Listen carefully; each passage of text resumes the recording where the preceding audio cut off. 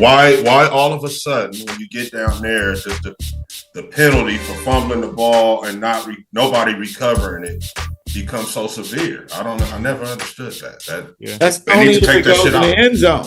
That's only if it goes in the end zone and out of the end zone, correct? Right. All right. I mean, well, you asked, it's been that way. Why change it? Thank you. Don't fumble the ball going in. Don't fumble the fucking ball. Have the hands on two ends on the ball and cross the thing. Don't fumble the ball. That's what your ass gets. But I do say this: take the penalty. Purdy can run the system a lot better than Garoppolo. For sure. I'm still not sure on that. I need to see something next week. Bastard, he can run it a lot Let me better. see something next week. Then we can have that Bastard. conversation. All right, what up? Welcome to the All Grind Sports Show. We are politically incorrect. I go by the name of JC. Here are my wonderful brothers and co-hosts on this wonderful afternoon in Cali. Flex, y'all probably already got some darkness, but you know what I'm saying? We still got the bright sunlight out. You know what I'm saying? Everybody feeling good. Super Bowl ready. I would presume for everybody, right? Everybody ready? Yes, sir. Super Bowl parties and all that good shit. Bittersweet. So the fans, man, thank y'all for tuning in, man. Make sure y'all continue to like, share, comment, and subscribe. Y'all could have been anywhere in the world, but y'all here with us, and we appreciate that. So let's get right into it, man. First off, we got my youngin back in the building as always. My guy from the So Icy gang, tatted like a biker gang. My guy Andre the Sports Junkie. Guess what? It may not be Tuesday, but I came up with a new flow. And today, ladies and gentlemen, it is podcast motherfucking Monday. Get up, get lit, and get your motherfucking sports in. You dig? Hey. Yes, sir. That's right. That's right, Sports Junkie. You feel me? And then we got my guy, man, who hit me on the tube super last minute, man. My guy Flex, the real representation of Cleveland, as he said. You can say that again, man. Then we got the OG in the building from the They Follow from Burners podcast. My guy Raider Ragu in the building. Yes, sir. What's up, good people? Join. The Goo. Ragu. Which I want to join. Love all the good people. Let's go Raiders. And then y'all know who had to pop in. You know what I'm saying? We had to have some type of Super Bowl representation in the building. Even though I know he was scared spitless last night, but we'll get to that in a minute. We got the brilliant OG, my guy Coach Fame in the building, man. Welcome back. Two boo-boo teams, two boo-boo schemes, but not this week, y'all. Going into the Super Bowl, San Francisco 49ers. Let's go. What is it? 8 to be on the times show now? today, guys. So what we doing, man? We letting Fame get a spit off first, or we gonna talk about the first game? What we doing? Go ahead, spit your shit, Fame. Oh man, say the best for last. Varsity. Oh, okay. Y'all get the little JV shit out the way.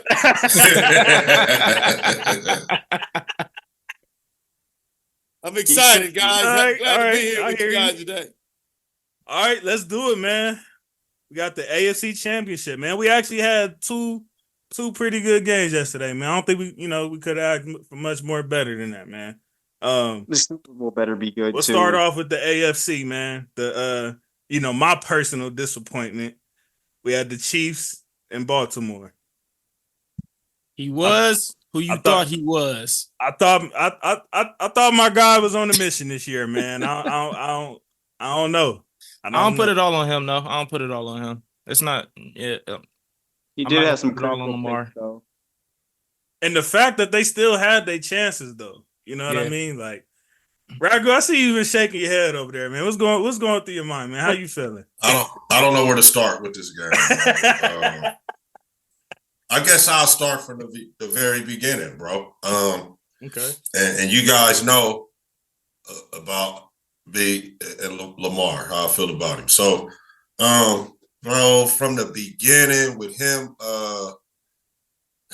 taking the snap from center with his fucking hands in this warmer, the body language, bro, just was not there. The goddamn Chiefs took the field like a team that wanted to go to the fucking Super Bowl, bro. Yeah. They kicked the ball off to the Ravens. They out there playing like we in week 6 or something. The Chiefs got the ball on the punt. Man, I was telling Fane before we started. If you guys go back, the fucking look in Mahomes' eyes, bro, when they took the field on for 1st and 10, starting that ball game, him and Kelsey came to squad. Yeah. And the fucking Lamar and them just did not match it, bro. And they didn't match it on offense ever. At no time yesterday did they match the intensity of the Chiefs on offense. Shout out to the Ravens D for taking all of them damn plays and still staying in the game. Mm-hmm. This one's on Lamar and the offense, bro. Fuck that. Wow. Fuck that. There was also some critical there was also some critical interceptions. Hold on. I don't know what he saw. Okay. The other play should have been a PI. But when he just threw the ball in the triple coverage, he's my guy. I don't know what the fuck. I mean, to be fair, that was a PI too, but I hear you though. You still threw it in triple coverage. But that was also terrible. A PI. That shit was terrible. And that's probably why the refs didn't give it to him, because they're like, nigga, you shouldn't have threw that dump spit in the first place. Well, probably. Here's my take on the JV game yesterday. Hey man, I've been saying it all season, and D, JC, y'all know, man, run the ball. Yep. That's what got them there. You did. Lamar is not your typical Tom Brady, Peyton Manning. Those are big names, but come on, man. Do what the kid does best. Yes, he got what got you there in the first place. He got you here. That's what I'm saying, JC. He got you here with his legs. Yeah. Come on. Run the RPOs. Run the you know what I'm saying? And then the running back for Baltimore. Come on, man. He's balled out this year, man. This dude, give him the ball. You see what he was touching when he touched the ball? He getting yards. He was. But here's my thing. Coaches today. Justice Hill has some intensity. Coaches today will get away number 4 had from the run game. Just trying to throw the ball to make the quarterback. It's not, let me say this on your show. It's not about the quarterbacks. It's a team game. It's a team game. Absolutely. Couldn't have said it better myself. That's the nerds that try to act like this shit is baseball and that the quarterback actually gets a win and a loss and shit like how they do. But that's not how football works. But even to your point, Ragu, of like just the attitude, like when they came in and Mahomes kicking Tucker spit over and spit, like ain't the F from over here, like just the whole. You know what I'm saying? That's like you said, they came to go to the effing Super Bowl. Baltimore just out there. You know, hey, we happy to be here. Look, like it's the AFC Championship, and Lamar taking the shots and the snaps in the shotgun with his fucking hand in the hand warmer. He calling the play, hut, then catching it, bro. Man, Mahomes came out there looked like he had just sniffed a line of cocaine, bro. His eyes. If y'all go look at the intensity in the dude's eyes, man, I respect the fuck out of them. I don't like him because I'm a Raider fan. Man, I respect the fuck out of him. I mean, they got another level. They got the regular season, then they got that division and wild card level, and then they got that championship. Look, shit, that bro. nigga has not been to the big dance 3 times on accident. Like, and you can see it. You see reason. why. Yesterday he showed me. Shit, he showed me. Bro. Yeah, he didn't go there 3 times in 6-7 years or whatever on accident. Like, there's a reason for that, and we seen his levels to this fit. And even though I had Baltimore, I kept saying it's not gonna be no walking in the park. You have to thoroughly beat Mahomes if you want to get there. Like this is his spit now. Like that's the era we're in. You want to go to the dance, that's who you got to go through. And these niggas acting like their job was done after beating Houston. Yeah. Hey, man, from a coach's standpoint, listen, man, it's three phases, man. It's mental, as D was just speaking. You come out there with your hands, you're not mentally there. Yeah. Physically, body language. Physically, the weather conditions, you know what I'm saying? And we say it all the time, D, elements of the game. Yeah, it was raining that game. Huh? Elements in the game. So you really got to be locked in.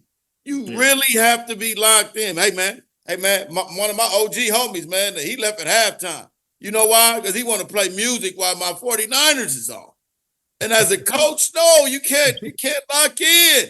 You got to lock in when this shit is on the line, man. Mm-hmm. All bets, man, listen. The little cute, I say, listen, baby, I don't watch no football with you. You go on about your business. Go to the mall or something. You got to lock in when it's time to go. Like D said, man. Mahomes came out there, eyeballs, like, man, he was ready to go. Yes. They had an intensity. He knew he couldn't run. He knew he couldn't run. I think that was what we saw yesterday was the epitome of everybody truly being 0-0 when the playoffs start.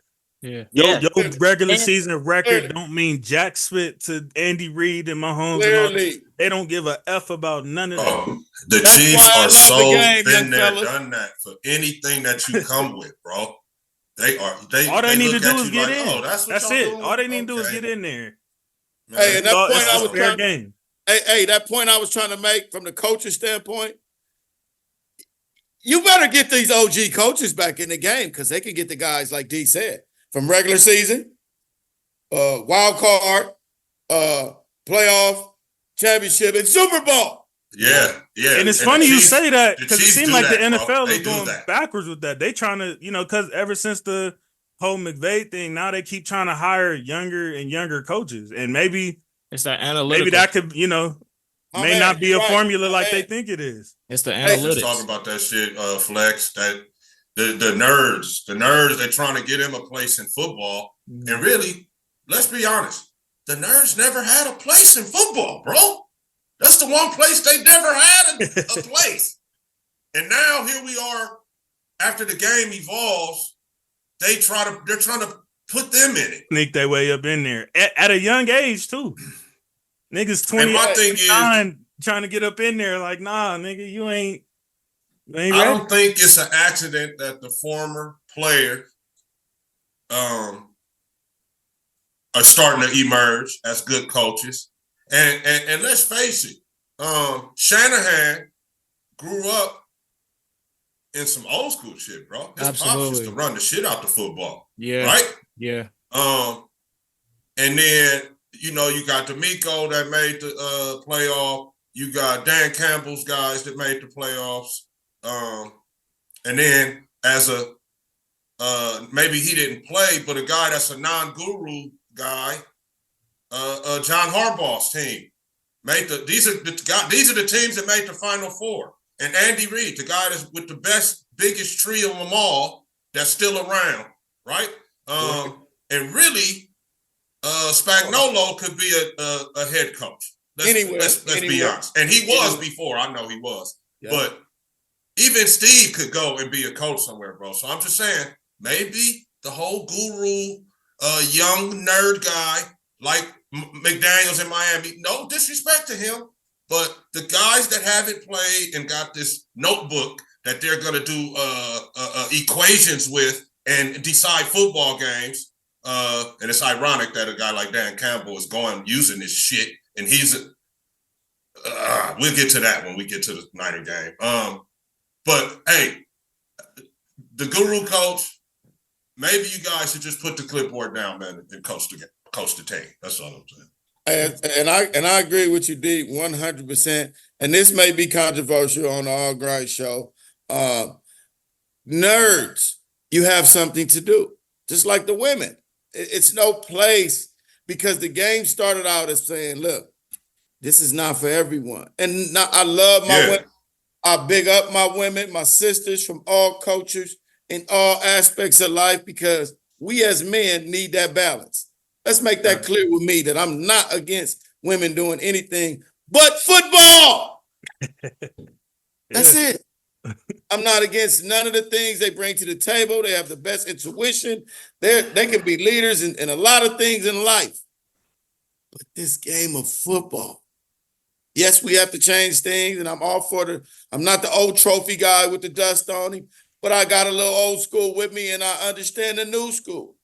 But at the end of the day, it comes down to X's and O's and mentally preparing your team to win a ball game, not the pretty way.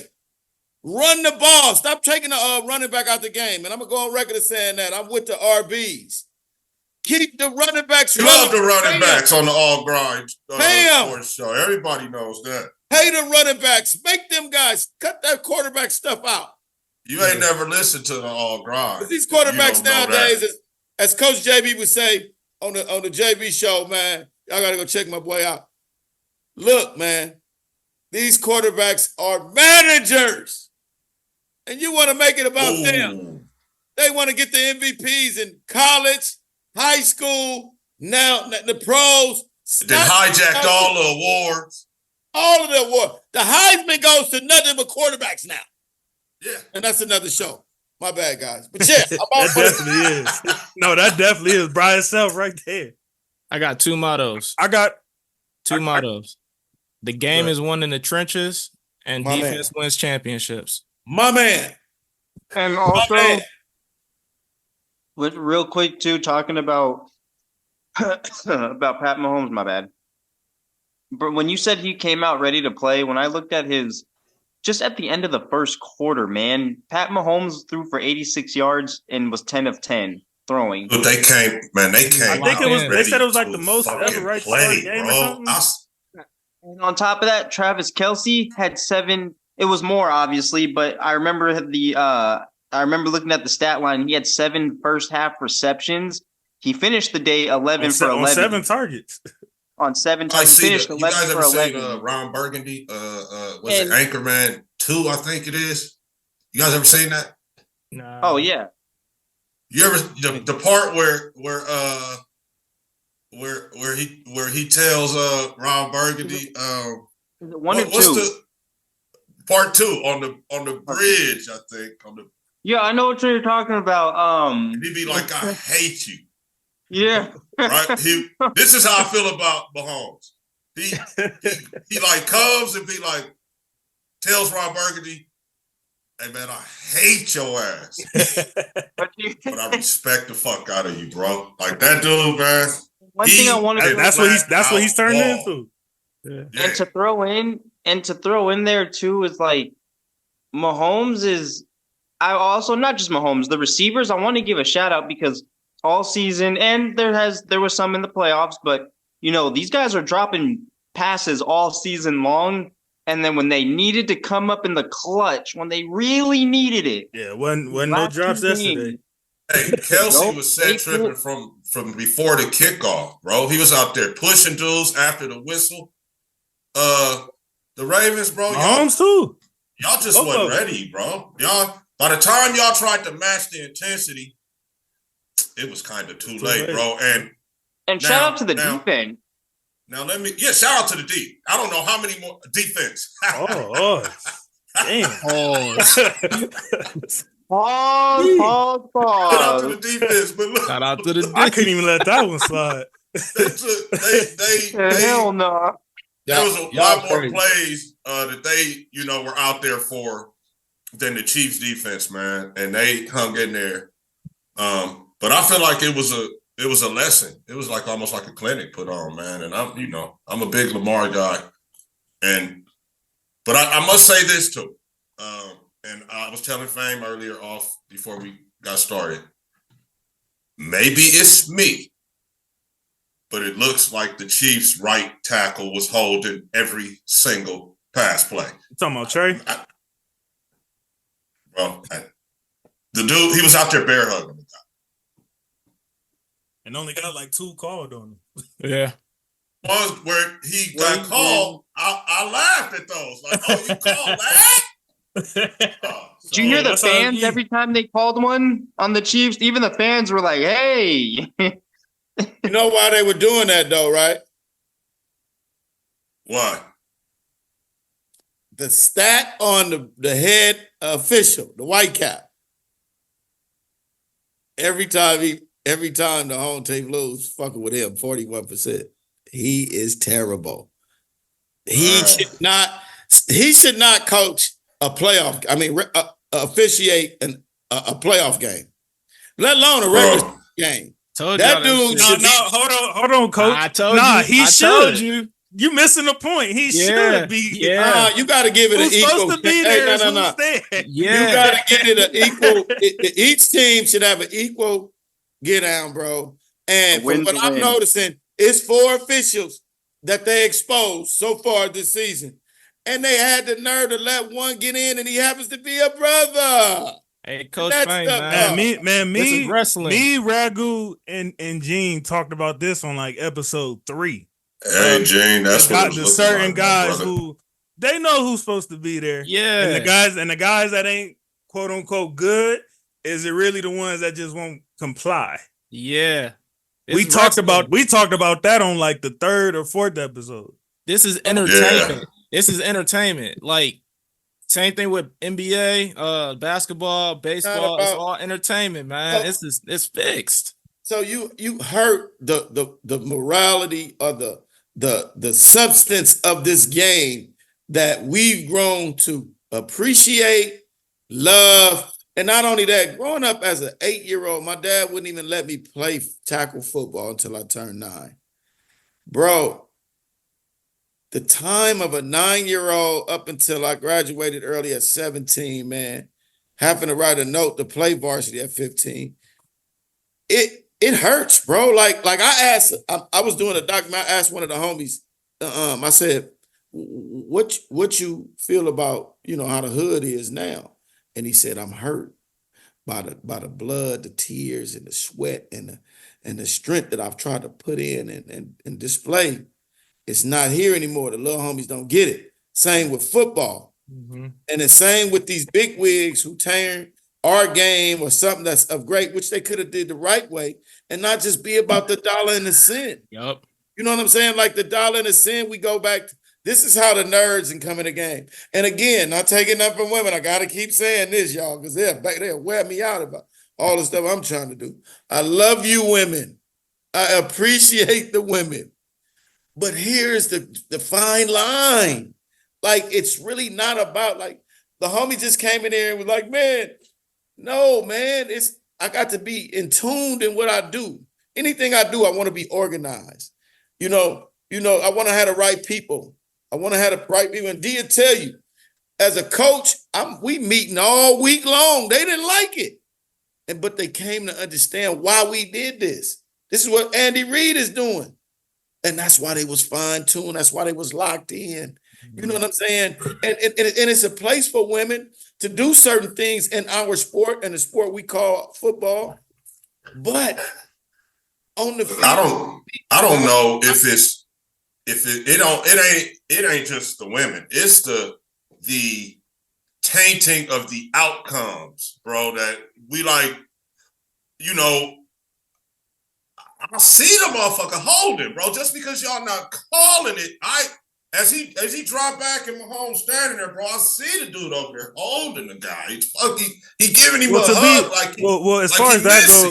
As far as that, Ragu, though, is it fair to say that on most plays in the league, you probably see some holding? Every play. You can call every play. Not like that. You can probably if you want to say that, cool, but like, when your there's hand a degree of holding damn near every play.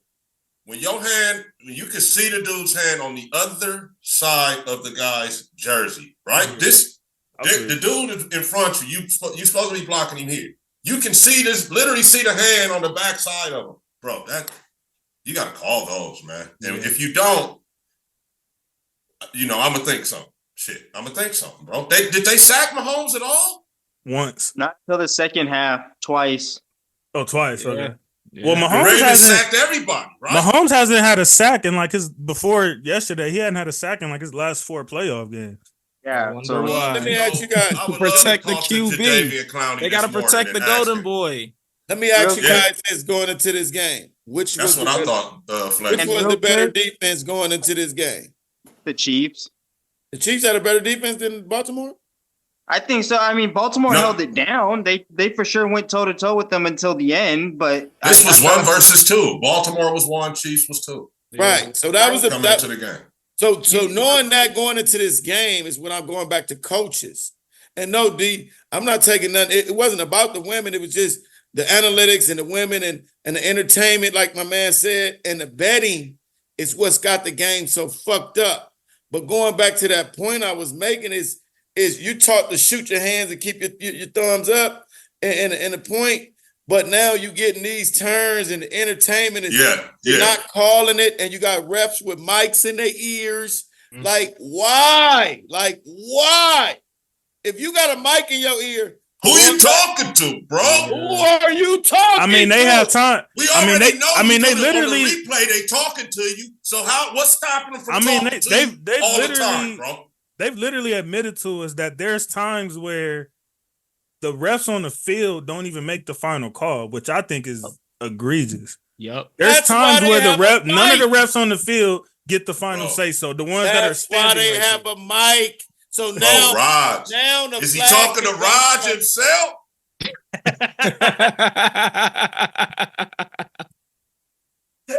Raj on the other end, like, hey, no, don't call that. Don't call that. I'm on the phone with the TV people. We ain't even gonna replay that. We ain't even gonna show no fucking replay. Let's go. Ready, team. Watch this. You know when the announcer always try to go to the dude either in New York or LA? Yeah. Right? That's what I'm talking about. The dudes they never say the ref is wrong. Never do they. They had a little moments where they tried just to make it seem like it, but more times than not, they agree with the refs about 90. I'll say about 95, 96% of the time. They agree with the refs. They will make up a whole scenario of what he. But listen, as a Raider fan, that dude that they be going to, Gene Steratore, whatever his name is, that's the fool that came with the index card against us in the Cowboy game in 2017. So him anyway, you know what I'm saying? So every time I hear his voice, I'll be like, oh, that's this motherfucker. Hey, y'all remember at the beginning of the season how they had the commercials where they were kind of like making fun of the whole scripting thing, the whole scripting with the players and shit like that? Like when they was like making a joke out of it? Yeah, y'all notice how they ain't have any refs in the commercials? Yeah. But I don't know. I feel because JC, you're not wrong. There have been players that have literally said, like, would you really want to sit down and watch this type of game? Like, I've heard people say that for sure. But also at the same time, when they asked Brady, he was like, now, why would I throw out a perfect season like that? Hey, listen, that's because Brady got the rules made for him, brother. Let's be real with that. For him to say. You gonna ride that pony like the rest of you guys in Boston. But listen, those rules were made for that guy. You couldn't even touch that guy. Now, look, I seen him hit Mahomes the same way they hit Brady down low below the knees. And they were flagging it. Yeah, Brady did bring that. I will say, after his 2008 injury. They did it yesterday. Mahomes got done that way. He didn't get a flag. Looked like they was going to throw one. Gold boy. I'm just saying, they made those records for Brady. Why? They unreachable. Those are unreachable records, bro. And they made the rules. Here's the catch. We want to make the game safer. Hmm. How safe is it? No defense. Well, they did something. They did something similar in the NBA too, though. I remember when Kobe had a game against Atlanta. Ragu probably remember this. It was that season when we was fighting and scratching and clawing back, trying to get to the playoffs from 17 to 25, and that when they did that under the shooter. And I think Kobe ended up like damn near like almost like tore his ankle type split. I think he ended up being cool after like a week or two. But after that was when they made that rule of like you have to like give the shooter space to land and split like that. That was when that came. So now you damn near breathe when a nigga at the 3-point line.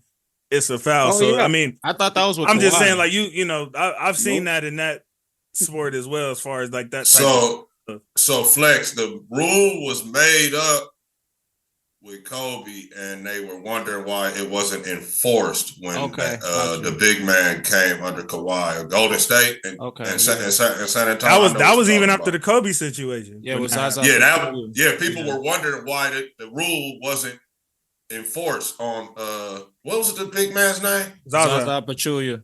Zaza, yeah. When he got up under Kawhi like that. So I remember. But that was like an old trick though with the old school niggas. They used to do that shit. That was a veteran move. Jalen said he did Kobe like that in the finals. He said he did. Wow. Remember? Jalen Rose admitted. I didn't hear him say that, but I believe it. That was a thing back then. I dare you to take another three. Take another three. But as far as the coaching thing, right? So I got a question for y'all. To add to y'all point of, the younger guys.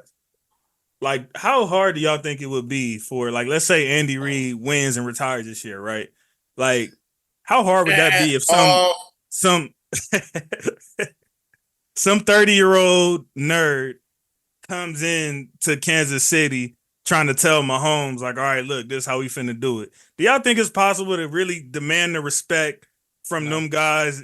You know what I'm like? No. That's what I'm saying. So it's I'm kind of where, what's the that coach got to come from somebody that's there with them right now, bro. Yeah. So whoever's kind of cat. Yeah, whoever's gonna replace Andy Reid is somebody that's there on this ride with them right now, bro. Hey, but I'm saying in general though, as far as bringing one of your peers as your coach, basically. You know what I'm saying? Where you got players older than you. Right. It's not gonna happen, bro. It's a no way, factor. bro. Hey man, if they're smart, don't say it's not gonna happen, D, because they done some dumb shit. And they'll go get a young motherfucker over there and I'll give Spags a shot. If Andy Reid quit today, I'll be like, Spags, it's your job. I think it depends on the person. So let's say you don't have a history of being a player, but you bring knowledge, kind of like how Bill Belichick knows the strengths and weaknesses to every single team. If you bring in that knowledge and you providing that to the players to help them, then they're gonna respect that.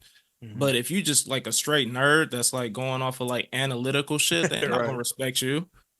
Yeah.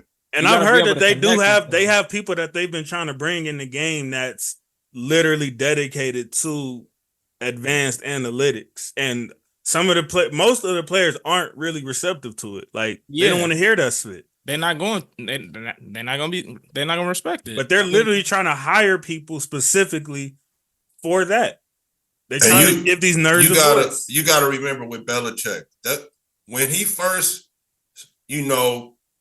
broke in as a coach, as a head coach, and was getting teams to the championship level, he already had the backing of being under Bill Parcells and coaching Lawrence Taylor and guys of that nature and winning championships, bro, already. So when he got to be a head coach, he already had proven that he could get out.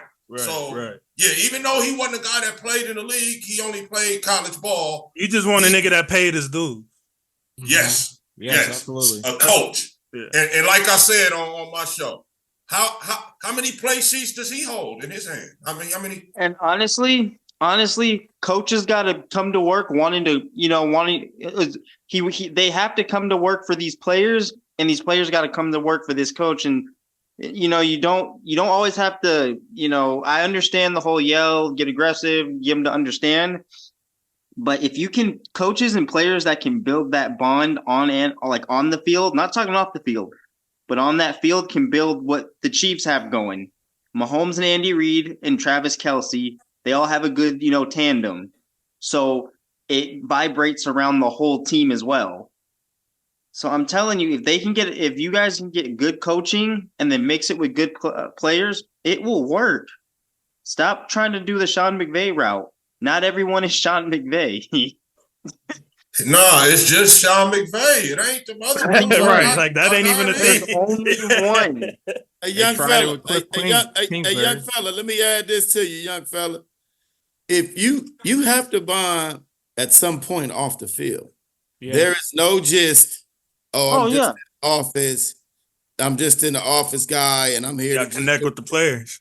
See, that's the difference with football. Yeah. The team, it's a brotherhood. It's a team sport. It's a brotherhood.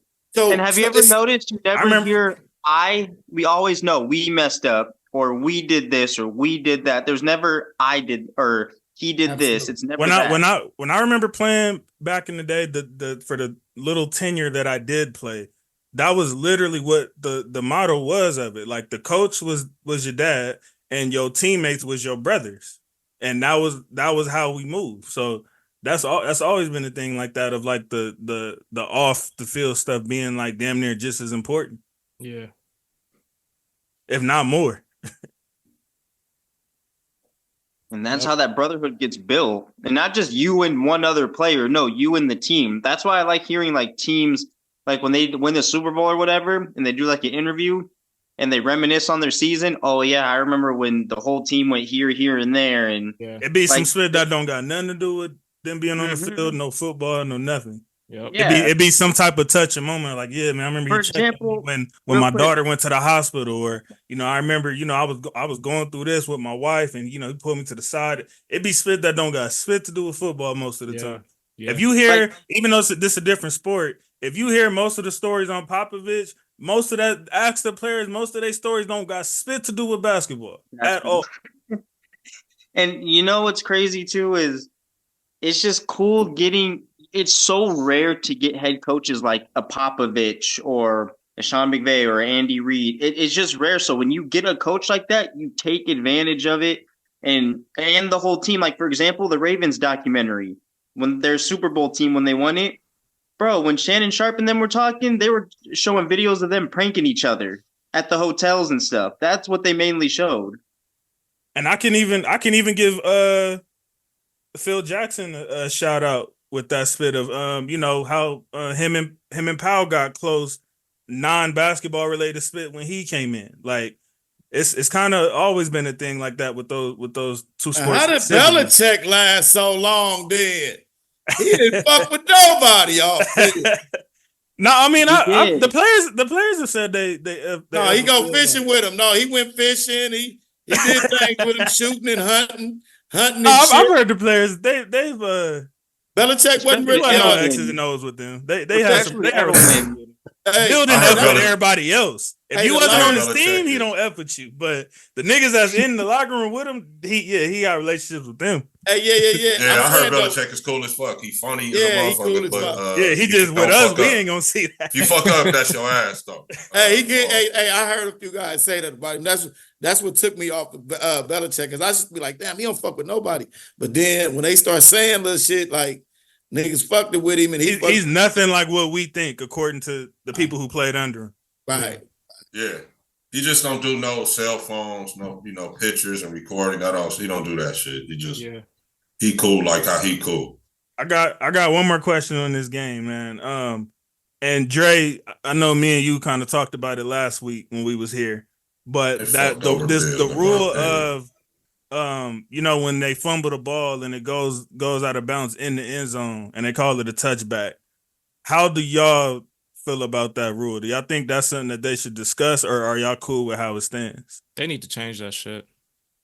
I never understood why that rule was that.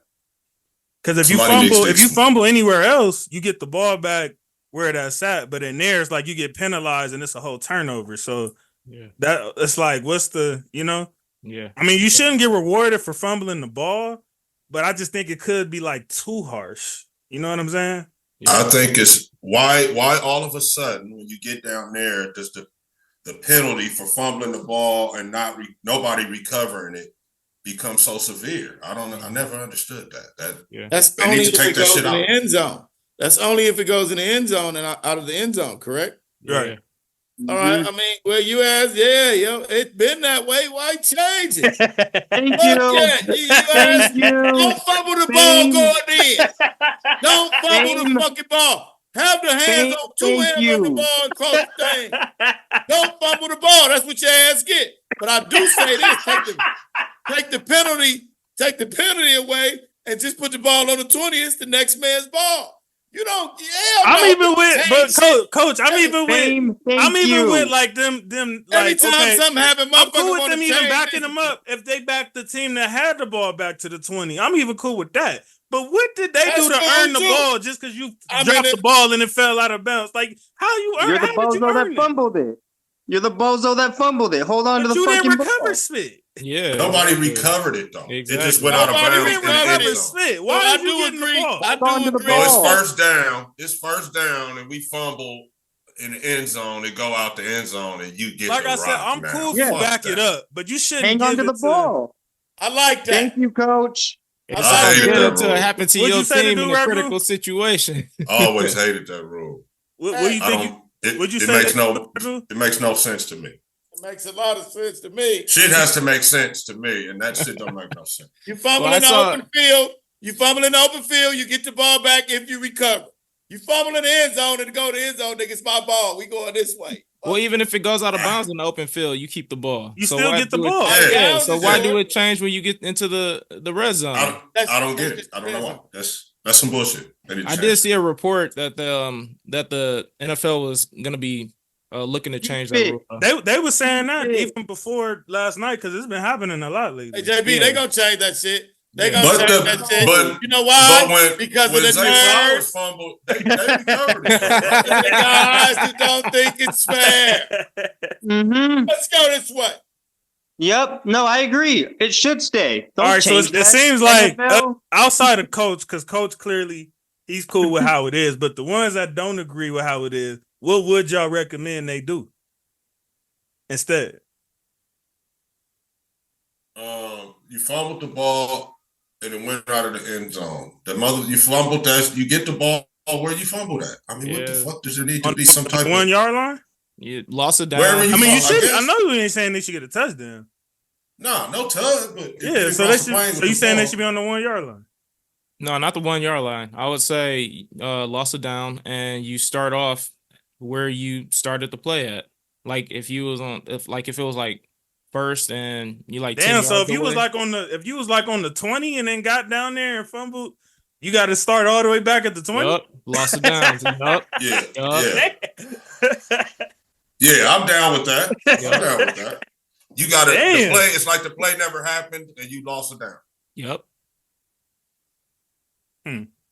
That's interesting. The other team the ball. Well, it's better than giving the team the ball. So I guess they still like that. It is better. Hey, let me clarify, guys. I'm just old school, and that's the way the rule been. So I don't see any reason to change it. You know what I'm saying? It's been that way. Now, how many years it's been that way? Forever. 70, 80 plus. So what changed? It's other rules that's been changed though. So let me just say also, before we go to the next game. Yeah, let's get to that next stuff, man. You cannot turn the football over in the championship game either. So thank you, my guy. Thank you. But you're trying to reach for the end zone. You're supposed to do that, right? No. I'm not talking about him. I'm not. You talking better not about have him. no midget arms. I'm not blaming Zay. Zay was trying to make a play, but the left tackle that couldn't hold the block to where the dude got the sack fumble on Lamar. And then to pick that Lamar through. You can't do that. Tackle. You can't do that. He also caught his own pass. Oh, yeah. We got I mean, I was ready to come pop my spit, but he ruined it with that effing performance after that. But I was ready to pop my spit about that. If you had to rate the tackle, D, what would you rate the tackle's grade be? On the left side, the Ravens. Oh my God, bro! He got a D yesterday. He got a D. He was. He got a bad grade, huh? He the might grade of D, not. Hey, you might be. No pause on that. He might be in talks to be getting cut, huh? Fucking with you, huh? He should be. Yep, they should be looking for his replacement right now. So, come on, JC. Keep this thing going, JC. Hold on. One last thing. Yeah, you can't turn the football over in the championship. What does Baltimore need to do this offseason? If they should, let me say, I'll start. If they should make it back to a point where they're about to play the Chiefs in the championship game, because I mean, Hopefully it's the Raiders, but let's face it. Shit. Well, the Bengals gonna be back in the mix 6 years, probably. For the last 6 years, these guys have just went through them. So, man, hit the field with the intensity as if your life depended on it, man, or at least look at the film from this year and look at how they came out the tunnel on offense and defense. My boy in the first got the quarter Niner of the championship, bro. Bulls. He is not playing today. So that's all I would say, man. That's what they need to do. Be ready next time. Be ready. My boy feeling good. I feel you though. That's how I felt a couple years ago. I remember this feeling. I'm here. I'm there. I'm in Las Vegas next week. I'm gonna be there too. I'm in Las Vegas next week. Let's go. Right. Hey, my take on Baltimore, what they need to do will be they can't do nothing but get back to the drawing board, man, and look to keep that run game solidified. You know what I'm saying? Look for that left tackle, what have you. Get that old line. You got to run the ball. You have the number one quarterback. Well, Dobbins will be coming back too, I believe. He done. He done. Oh, he's you done? have the number one running quarterback in the NFL, and you don't run him. All right, that's what I got to say. They got to figure that run game out. Hey, man, be careful what you say on this show because every time one of us talks shit about a player, he ends up balling out. So JK might go off, and if he does, I'm coming back to this. Do y'all think Baltimore? I mean, torn Achilles and torn ACL. Y'all think Baltimore gonna go spend money on a running back though? Like for real? Fuck no. They don't need to. You got Hill. You got Hill. They got Hill. They're not gonna need to get a running back. And they got Keaton Mitchell. Hey man, there's a bunch of them out there. If you do need one, he just tore his shit too. Yeah, that's what I'm saying. There's a big RB market out there this summer. But I don't think that's Baltimore's biggest necessity. I think if anything, they need to go get them a receiver. A receiver one. My bad. Not a receiver. A receiver one. No, they need a receiver too. They got a receiver one. Hey guys, let me wake y'all up to something. You got Zay as a receiver one? It's Zay Flowers, yeah. Yeah. Hey, listen, let me wake you up to something. Let me wake y'all up to something that y'all kind of went to sleep on. Y'all went to sleep on. Mr. Andrews wasn't there. So you think he was? No, he played. No, listen. He didn't play all season. He was hurt. He missed like 3 games. No, he missed way more than 3 games. He missed more than that. Well, he missed like the last 3-4 games. Hey, man, that's my guy. I didn't even fuck with him on fantasy. He missed 4 games plus the playoffs, so 5. He missed 5. Yeah. 5. So that they don't need no receiver. They got a good record. Everybody ain't the Chiefs, man, to just have these mid receivers and a great tight end and then just roll like that. That's what don't work all the time. Look, you got Likely, Andrews, Flowers, and the boy Junior. Flowers is cool, but we talking about levels though. We talking about the Adams and Diggs. You got and Lamar. Niggas like that. JC, you got Lamar. He's a runner. You need a good running back. You Lamar got can pass. You act like that's all he do. Lamar. I'm saying them dudes that he got on their roster now, they got to the thing. They got to the championship game with those guys. Well, why do they need to go change that? Run game. Now that you've done that, you got to take the next step. You don't come back with the same exact team, same exact scheme, and think that's been supposed to be magically JC, you saying a receiver, there you go with this quarterback receiving. You saying they need another receiver to go do what? Lamar can't even get these motherfuckers the ball. What are you going to do with a nut? What you want, a big name? Who you want? Big name? It ain't about the names. Y'all get paid to catch the ball. We got to the AFC Championship with these guys. Andrews hurt. Just think they could have won. It didn't have. They didn't have no receiver. And the one thing they didn't come out with the intensity. So you telling me you plug in like a Diggs or an Adams? That don't make no difference yesterday? No, I don't think so, man. And more. And let me say this about the quarterback position because they get all of the fucking pub, right? But I will say this, Fame, and you know this to be true. In the huddle, everybody looking at you, bro. And if you standing around looking like you cold, you got your already your lost hands in the warmer. You know what I'm saying? Versus you looking like a madman. You come in the huddle like, all right, guys, God damn it, let's go. You looking like a crazed animal, bro.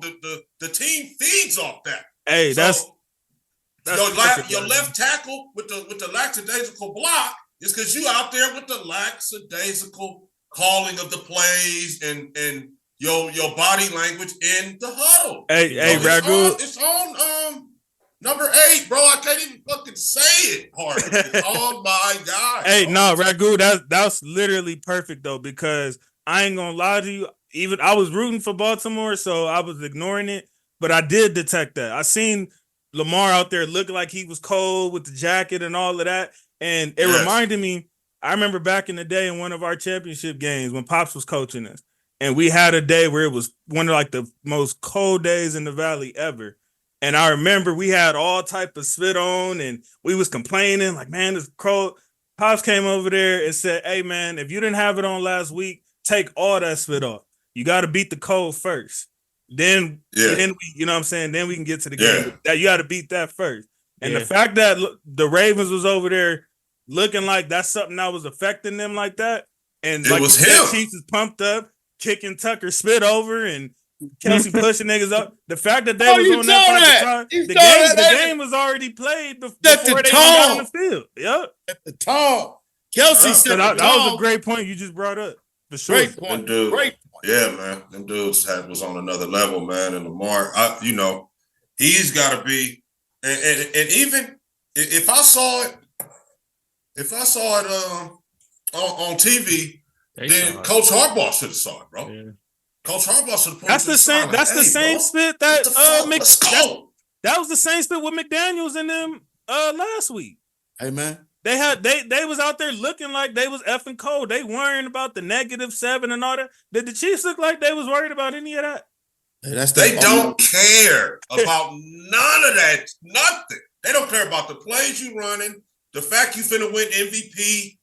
That you're at your house. Yo, 13, 14 wins, whatever it was. Shit, by the way, that's what I said when I said they've been there, done that, bro. They don't care about none of that shit, bro. By the way, and they Pat Mahomes has quieted, just at least for this season, he has quieted the can't win on the road shit. He did it twice. And he shut us. I thought about it immediately. I didn't think about that. Yeah, y'all gotta knock all that spit off now. I thought about it as soon as the game was. Matter of fact, Isaiah, where you at, nigga? Because I remember he was the main one. Yeah, he got to go on the road now. See how you like it on the road. And he didn't win just that one game. That nigga went and shut both them down. He didn't win just one game. He made a personal statement to us. Well, I'm glad the Niners is at home. I'm telling you, they really be watching, Ragu. He told us, fuck us. I'm glad the Niners is at home. Mahomes told us, fuck us yesterday. He like, now take the Niners are at home on this West Coast. But I will say my last words, man. It was real nice to see my guy Lamar go get that, but he's not ready. So, I am a little disappointed. I definitely wanted to see Baltimore in SF. Me too. Personally, that was my dream matchup. I did. Either one is fine with me. I owe either one. It was get back either way because they lost to both. But still, I wanted to see Baltimore. I wanted to see the new and improved Baltimore. I'm tired. I wanted to see the brother in there. Yeah, that too. That too. Real quick, the question, Coach, it remains is, do you guys knock the Chiefs off, or do you go down twice in a row to them? Hey, that's why. That's for the prediction, Dre. That's why when they asked me on the other show, I said it don't matter who we play. If you get off that bus, we gonna holler at you. We on the West Coast, baby. Gillette is our other stadium. You know what I'm saying? We packed that well. You know what I'm saying? We packed that well. In Vegas, that's only right down the street. So, we if you get off the bus, that ain't that's down the street from us, nigga. That's about a 9-10 hour drive for y'all. Hey man, that's down the street. They got to come to this west. We already over here. Down the street. From Frisco to Vegas is an hour flight, bro. That's a fact. You know what I'm talking about? They gotta come from KC, man. But they gonna be ready. Listen, I don't know who you talking about. coming. Pause. But Yes. number 15, it will be there, bro. And that's all you have to. All the fans, all that You better shit. say I his just name. told you, they don't care about none of that shit, bro. It could be all Niner fans at that shit. That's why I'm saying it, because I heard you say that. Just like, it is what it is. Bro. That ain't gonna If help you get y'all off win. the bus with the Niners, we're going to give y'all best shot, baby. You know what I'm saying? We come to play. We not worried about Mahomes and what he I'm doing. gonna say this right now. I'm gonna say this right now. When the first game went off, I said, God bless whoever wins this second game. Yes. Yes. Especially what I was seeing in that San Francisco game. It sounds good. It sounds good. It sounds Hey, good. I'm telling you, that man. Jahmyr Gibbs touchdown run. Y'all see Chase Young loafing it? Yeah. All right, hold on. Let's get Yeah. let's get to it, man. That's the mentality. Detroit and SF. Let's get to it, man. Dan Campbell fucked this game off. Okay. We could be finished right there. We could be finished. But we gonna talk about it though. Is that Wait. even though he played, he made some very nerd moves yesterday. Very nerd-like moves. So yes. And that's what's ironic. But also at the same time, I think he was listening to the Let me take a nerds. drink That's of probably it. what I'm saying. That's what either that but also at the same time, I'm also trying not to be like too ridiculous about it because that is what kind of got them there, being risky. Yeah, but you in the championship now. Yeah. You can't keep doing that type Yeah. of dumb spit. You take the points, man. Championship and on You the don't road, leave points take on the table like that. Exactly. Yeah, you got to. This is not you could take gambles like that in the regular season. That's what the regular season is for. Literally. That's what the regular You season. plan to go to the Super Bowl now. All that cute games, that's been over with. Yeah. Especially when But you know what? especially when you plan a team who's thirsty as hell and wants a Super Bowl so effing bad because they've been in win now mode for pretty much a decade, and you sitting there playing with your food. You can't play with your food. The irony of this game killed me. You got Dan Campbell, the former player, listening to nerds, and then Brock Purdy turned into Lamar Jackson.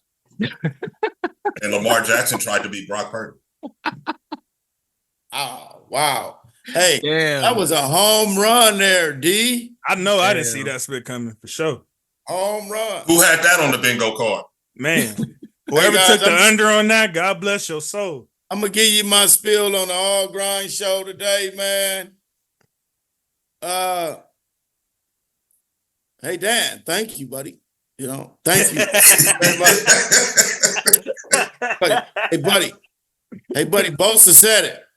He said, man, when they went for it on fourth and didn't get it, it turned us up. Yeah, momentum. We found another way. And you add Levi's. You can't do spit like that. This Said- has nothing to do with regular season, Dre. Hey, You man, cannot Bosa do said spit we- like that on the road. Mhm. And you Hey, already JC. got him on the ropes. Hey, listen, man. Bosa said we start thinking different. We start breathing different. We start knowing. Wow. And honestly, if you want me to keep it a Wow. hundo, you know the time where he should have effing went for it was right before halftime, before they went in that locker room. When he actually took the three. If you was gonna go for it, I feel like that's the time where you try to put a fork in the team, because I think y'all energy is a little different going into that locker room down 28-7 versus 24-7.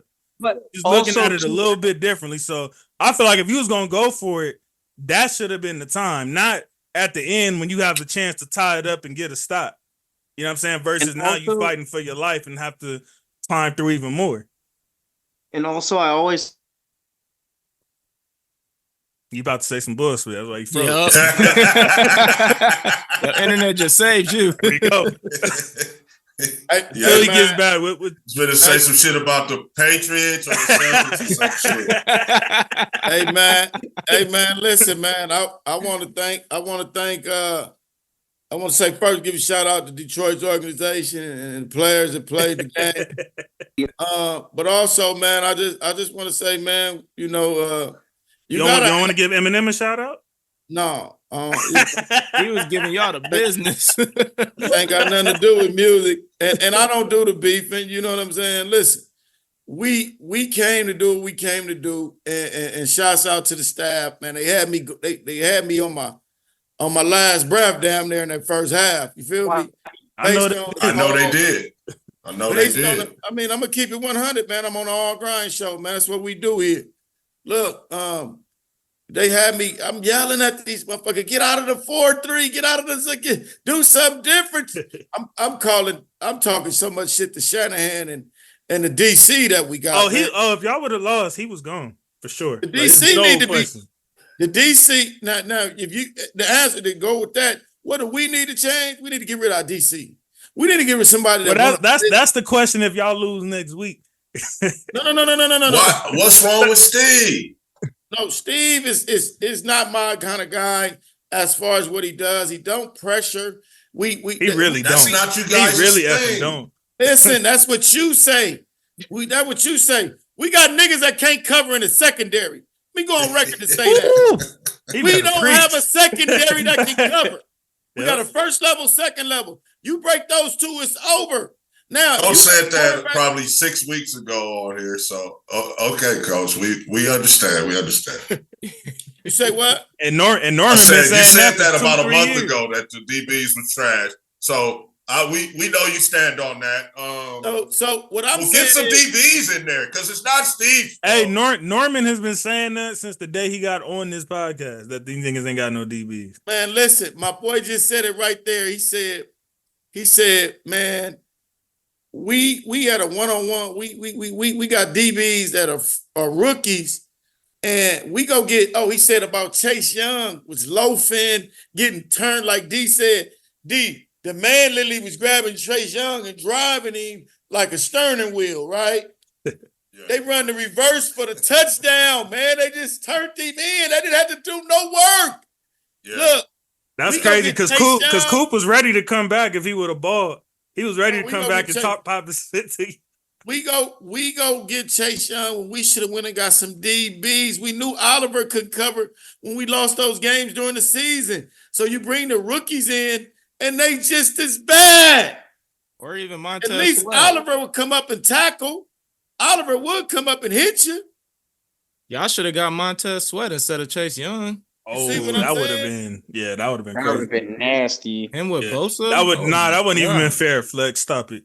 It's true. Ain't no effing Sweat. What I'm saying is, we got here, we getting coached up. You know, we got out coached in the first half. I'm tell you, because we don't run that ball.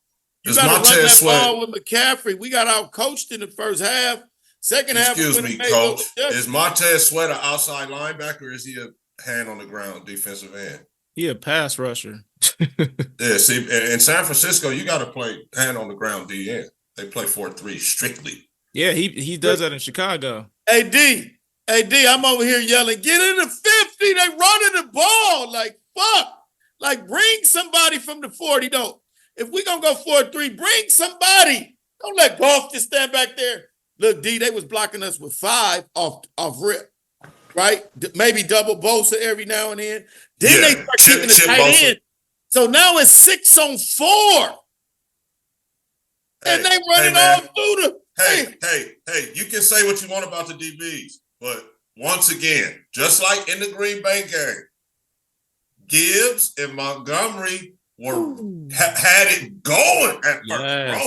Yeah. All the DB shit, you can talk all that all you want to, man. Yeah. And Montgomery was getting chunks of yards. I think they both had a tutty in the first half.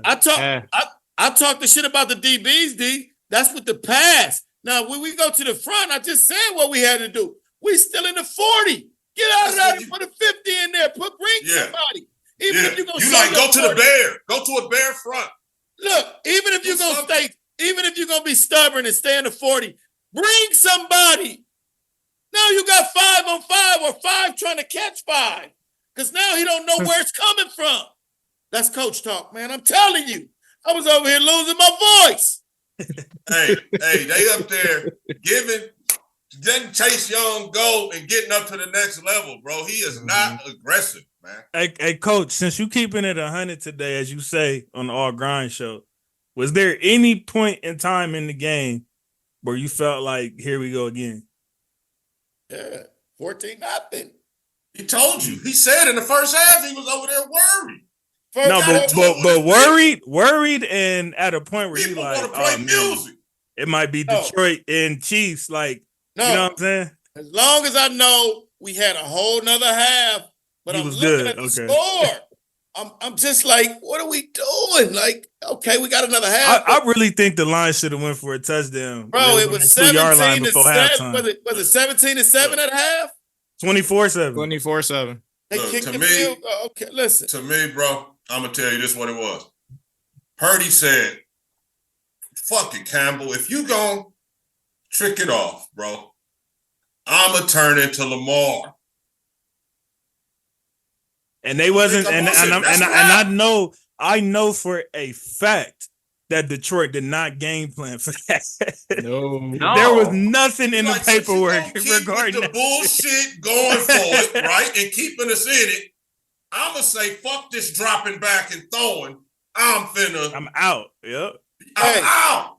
Hey, here on the look, he wasn't even sliding, y'all. He was like diving forward. Yeah. Everything. Yeah, that was honestly Brock Purdy when he was. Oh, there we go. Brock Purdy.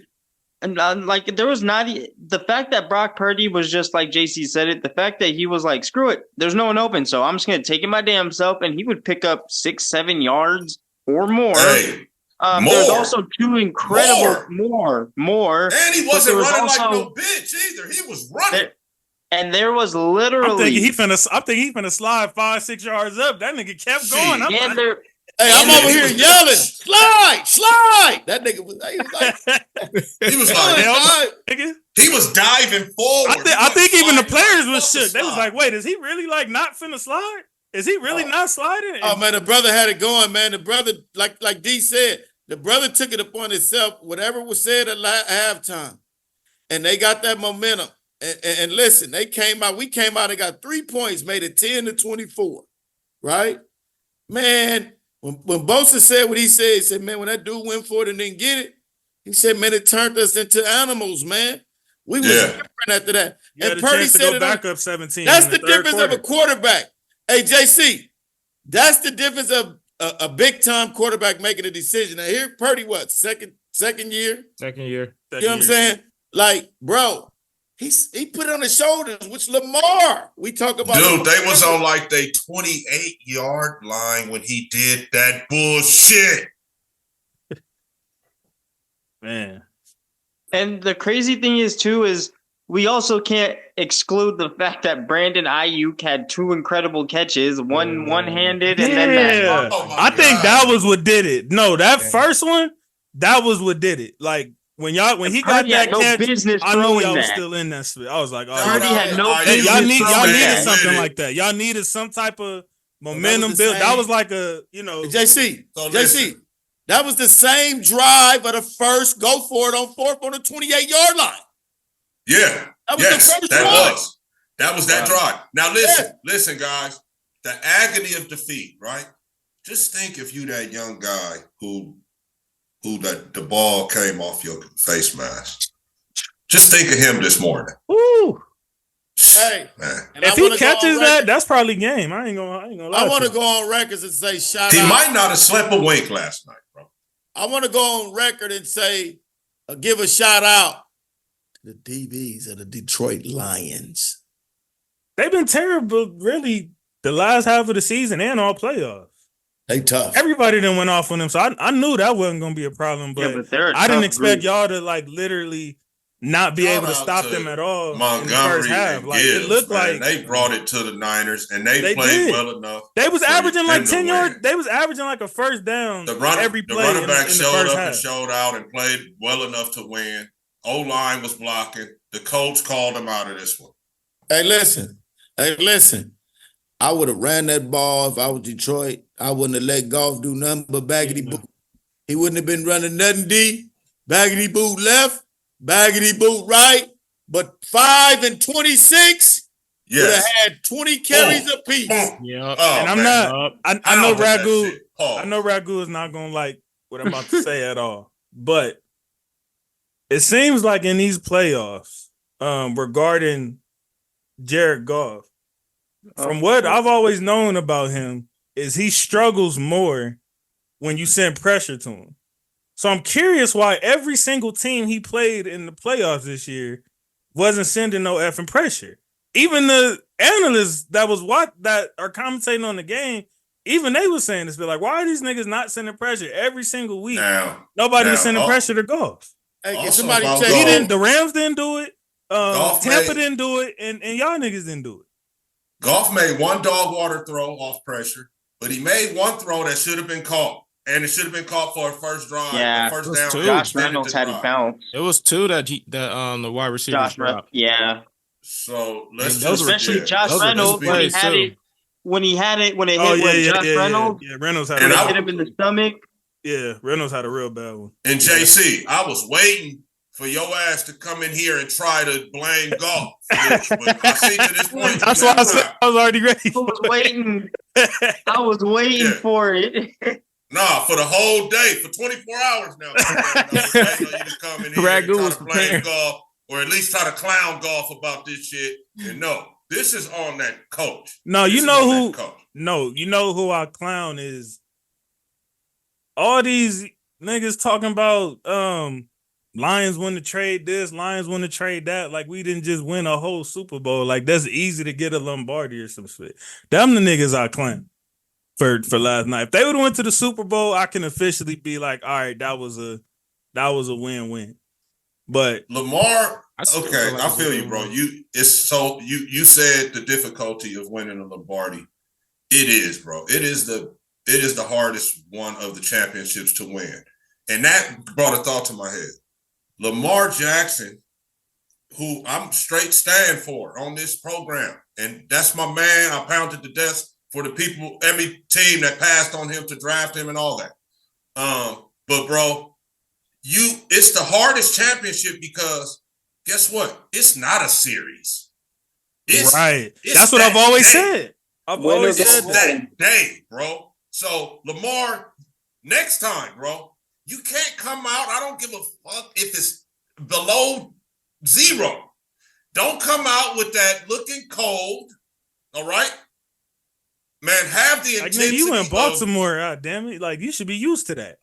I'm just saying, exactly, bro. You know, it is. And you were home. Be ready to go next time because you see, 15 of them don't care about any of that bull. They didn't care No, in the but Miami Ragu, game, and they don't care now. But no, Ragu, I've always said that though. I feel like with most sports, I feel like the best team always wins, except for football. I feel like it could just be that day where things It don't can be go a that certain day. way. Yeah. You just got much less margin of error, even down to the regular season. You can't just have no 2-3 game losing streak and think that How many everything times is have we all right. seen Like, a team that you trying to beat the team for a third time right? in the playoffs? That right. That team just ain't having it. Like fuck that, bro. Y'all, Yep. y'all not beating us today. Yeah, that team was better. We beat them twice, and we beat them by 2 scores the other time. But that day, they was like, It wasn't the fuck that. playoffs. It wasn't the Yeah. playoffs. So look, And it's like you said, Lamar Ragu. and the Ravens could probably beat the Chiefs 2 out of 3, right? But they We lost not that one. win no 2 out of 3, man. That ain't how this shit I've works. seen homeboy.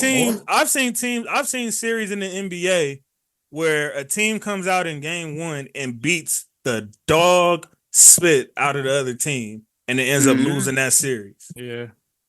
Yeah. You don't get those chances in the NFL or college for that matter. It's like Lamar and them came out like they feeling the Chiefs out. You ain't got to You feel can't them do out, that. bro. They finna You come with it. can't. Look, you could have called me and asked, hey, you ain't got to fill them out in the first quarter, bro. They about to come with it immediately. Absolutely. But have they? So Has fucking Lamar? ready. Has Lamar gotten a taste of them? Pause in the playoffs. I No, I he don't think has, so. huh? Not until yesterday. He might have needed that one time so he can Because he might be looking from afar, but I don't think he really understood. These niggas did not go to 6 straight AFC Championships by mistake or accident or even quote unquote luck. I know winning the Super Bowl requires some luck, but they're not there every year by accident. There's only 2 teams who consistently were able to be in that conversation every single year in recent memory, and that's these niggas and the Patriots. Them are the only 2 teams that was able to do that with. The motherfucker looked possessed in the first quarter when he came out. And Travis Kelce wasn't open on that touchdown. That dude had great coverage. Oh, yeah. They was like, fuck that. Touchdown. Yep. You know what it was, Ragu? That was them saying, we're taking what's ours. Yeah. Yeah. Hey, you got him? Hey, you covered? You own him? All right, here. I'm going to throw it anyway. Yep. I'm going to take what's mine. Yeah, man. And like you said, by the time Baltimore decided to get them that rhythm going, it was too late. And then plus the Zay fumble didn't help none at all. But listen, and Zay, that play changed the game too. Don't get me wrong, but you really don't. Coach Fame will tell you this: you don't fault a guy trying to make a play, man. You say, hey man, be better next time, but you don't get down on a guy for trying to make a play. The Lamar interception and the sloppy blocking that was bad by the left tackle is unacceptable. When he came and swiped it out his hand. Yeah, wait, were we on the 49ers game?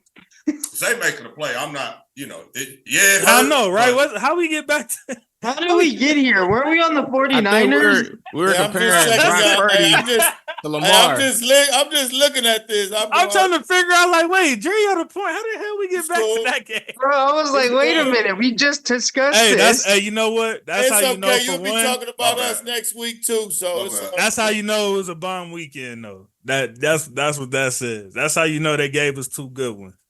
Before, you know what I'm saying? Y'all got your hands full. Plus, football's almost over, so Before Brock Purdy hit our in the end zone.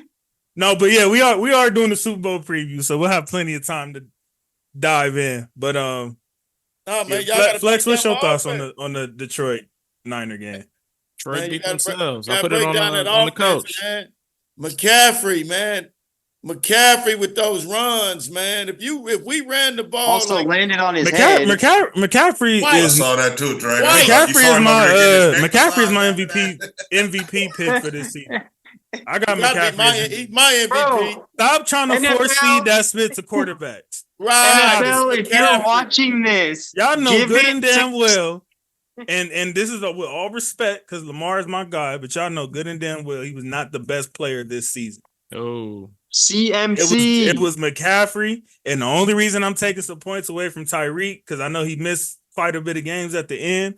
Otherwise, I'd have him in that split too. But it should be one of them 2 niggas. Stop trying to force feed it to a quarterback every year. Yeah.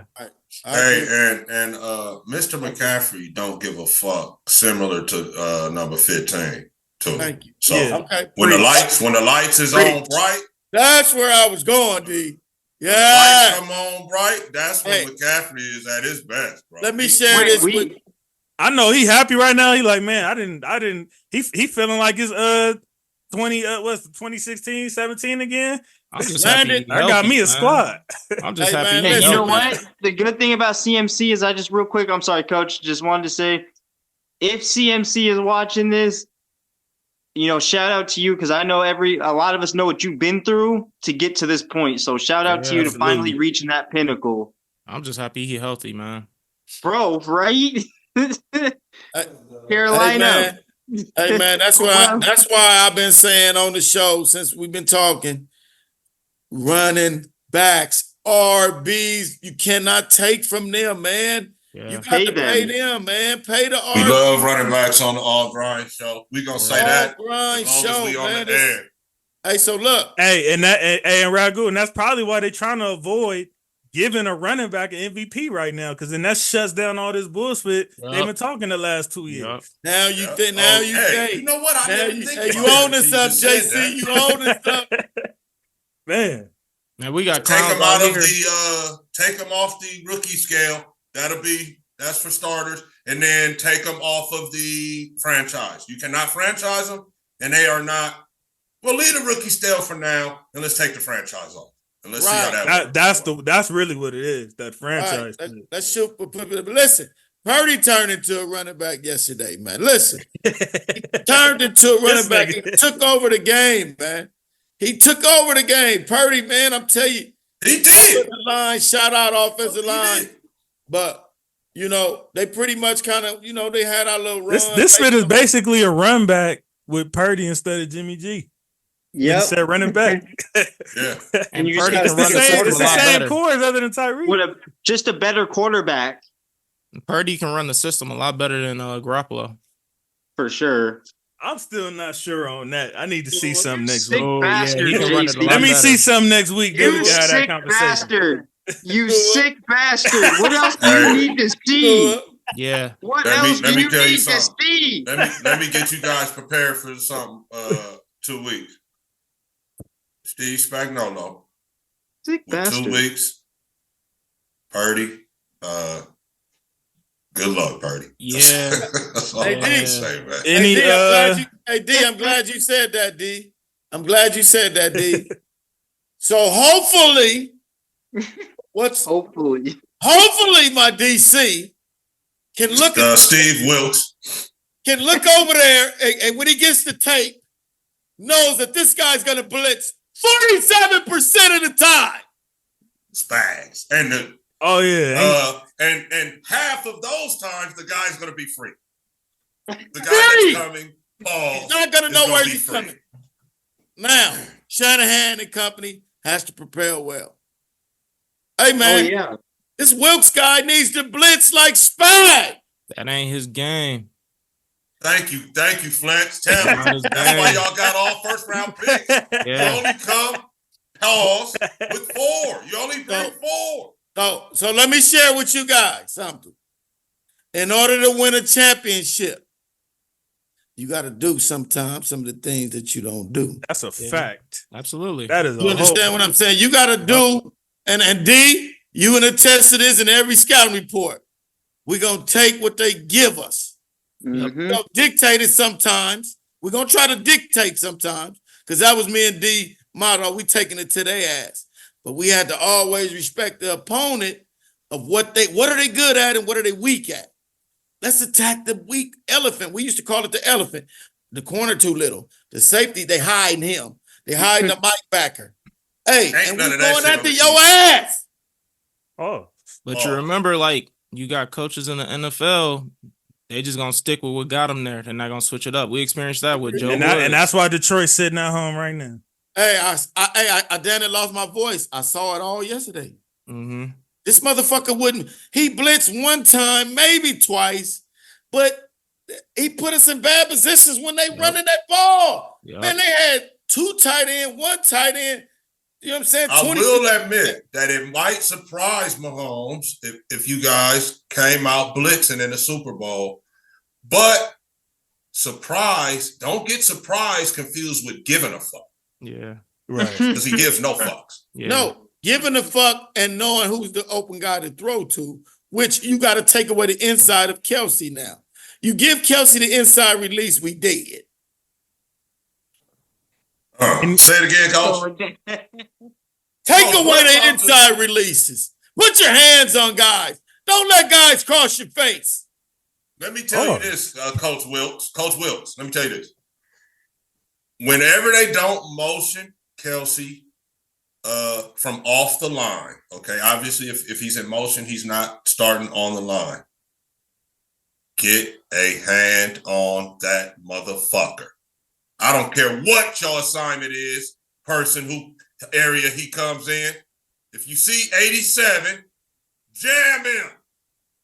And then go about your business. You think that you make that sound so easy, nigga? Easy.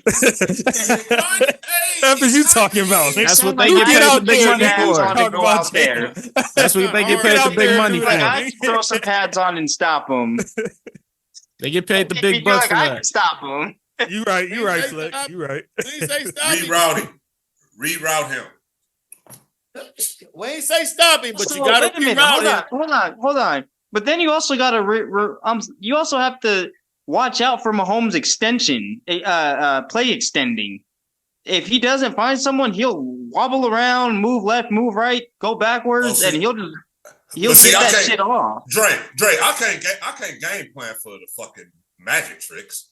I'm saying basic football. You feel me? I can't. When this fucking dude gets out there and does his thing, that makes him. You got to tip your hat at some point. Yeah.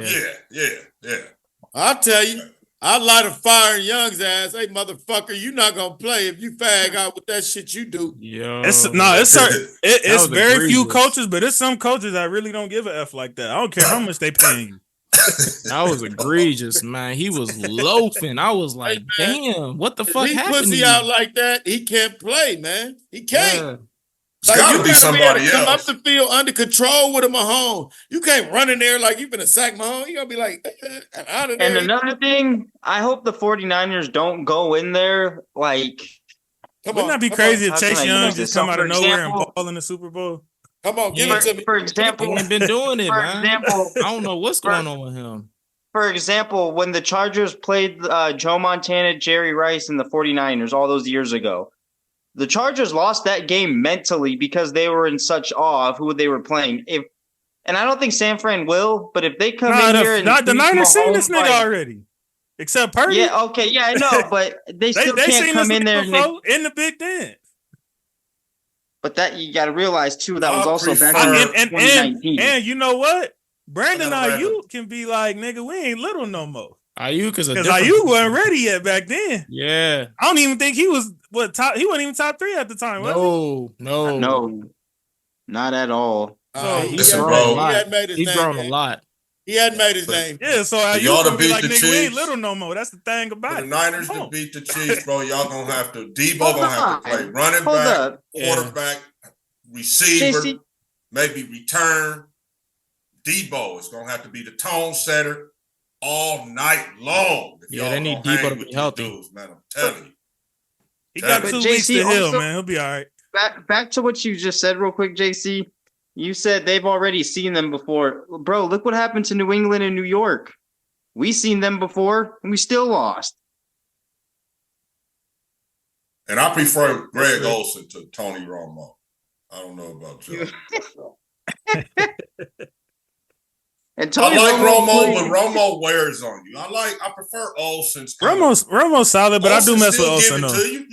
Olsen give you the inside. Yeah. Just like Romo do, but Romo's a little obnoxious. But Romo when Olsen do Rams games, he be sounding like he hating a little bit. That's why I don't really care for that nigga game like that. Yeah. But he all right though.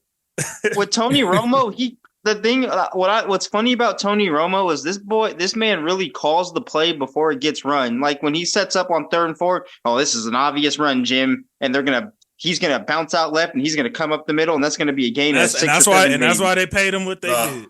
I give Romo this. Yes, he said, okay, here we go, Jim. They gonna make it look like run, but it's pass all the way. I'm like, yep. See, and as Raider fans, we know that's what they finna do. I mean, Romo ain't been going that long. He's played against some of this staff. Yeah. He probably know most of these niggas. I ran into most of these niggas throughout his career. So he ain't been going that long. So has Greg Olsen. So him too. Shout out. Greg got better, man. He has a hell of a commercial. He has a funny commercial doing the impression of Terry Bradshaw. Greg Olsen, yeah, he does the impression. Go look it up. It's freaking hilarious. That's crazy. He got the ceiling missing. He got the ceiling missing. Yeah, he's got the hair. He's got the Terry Brad. And then he sits there and he goes, something Terry Bradshaw says that he made famous. He goes to say it and he goes, his partner looks at him, Kevin Hartberg. I haven't seen it. That. Yeah. Hey, man. Yeah, shout out to Greg Olsen on the call, man. That's my boy, Killer Cam boy. I got to shout out my defense, man. Bosa, man, because he came up with 2 big. Yeah, both. Oh, yes, he did. Got to shout out as he should. Y'all the captain in the middle, What man. you paying him for? That's what y'all paid him for, right? Yes, sir. Yes, sir. I got to shout out the captain in the middle, 54, man. He played his ass off. Those backers are insane. 57 Greenlaw, man. I got to shout out the backer core. 48. Oh, you know what, Ragu? I owe y'all an apology because I remember we was going back and forth. I think Flex was here too. And I was trying to say Dallas defense was just as good as the Niners. Oh yeah, I was Ooh. here. Yeah, I was here. Yeah, For that. I'll go ahead and apologize. Yeah. I wasn't was familiar there for with that. y'all game. Okay, we accept that. We That accept that. Cowboy front was looking little. Not to go back He to said them, we'll but accept pause. that. That Green Bay made them dudes look We'll small, accept bro. that So, from you, JC. Cowboys, get But- your weight up.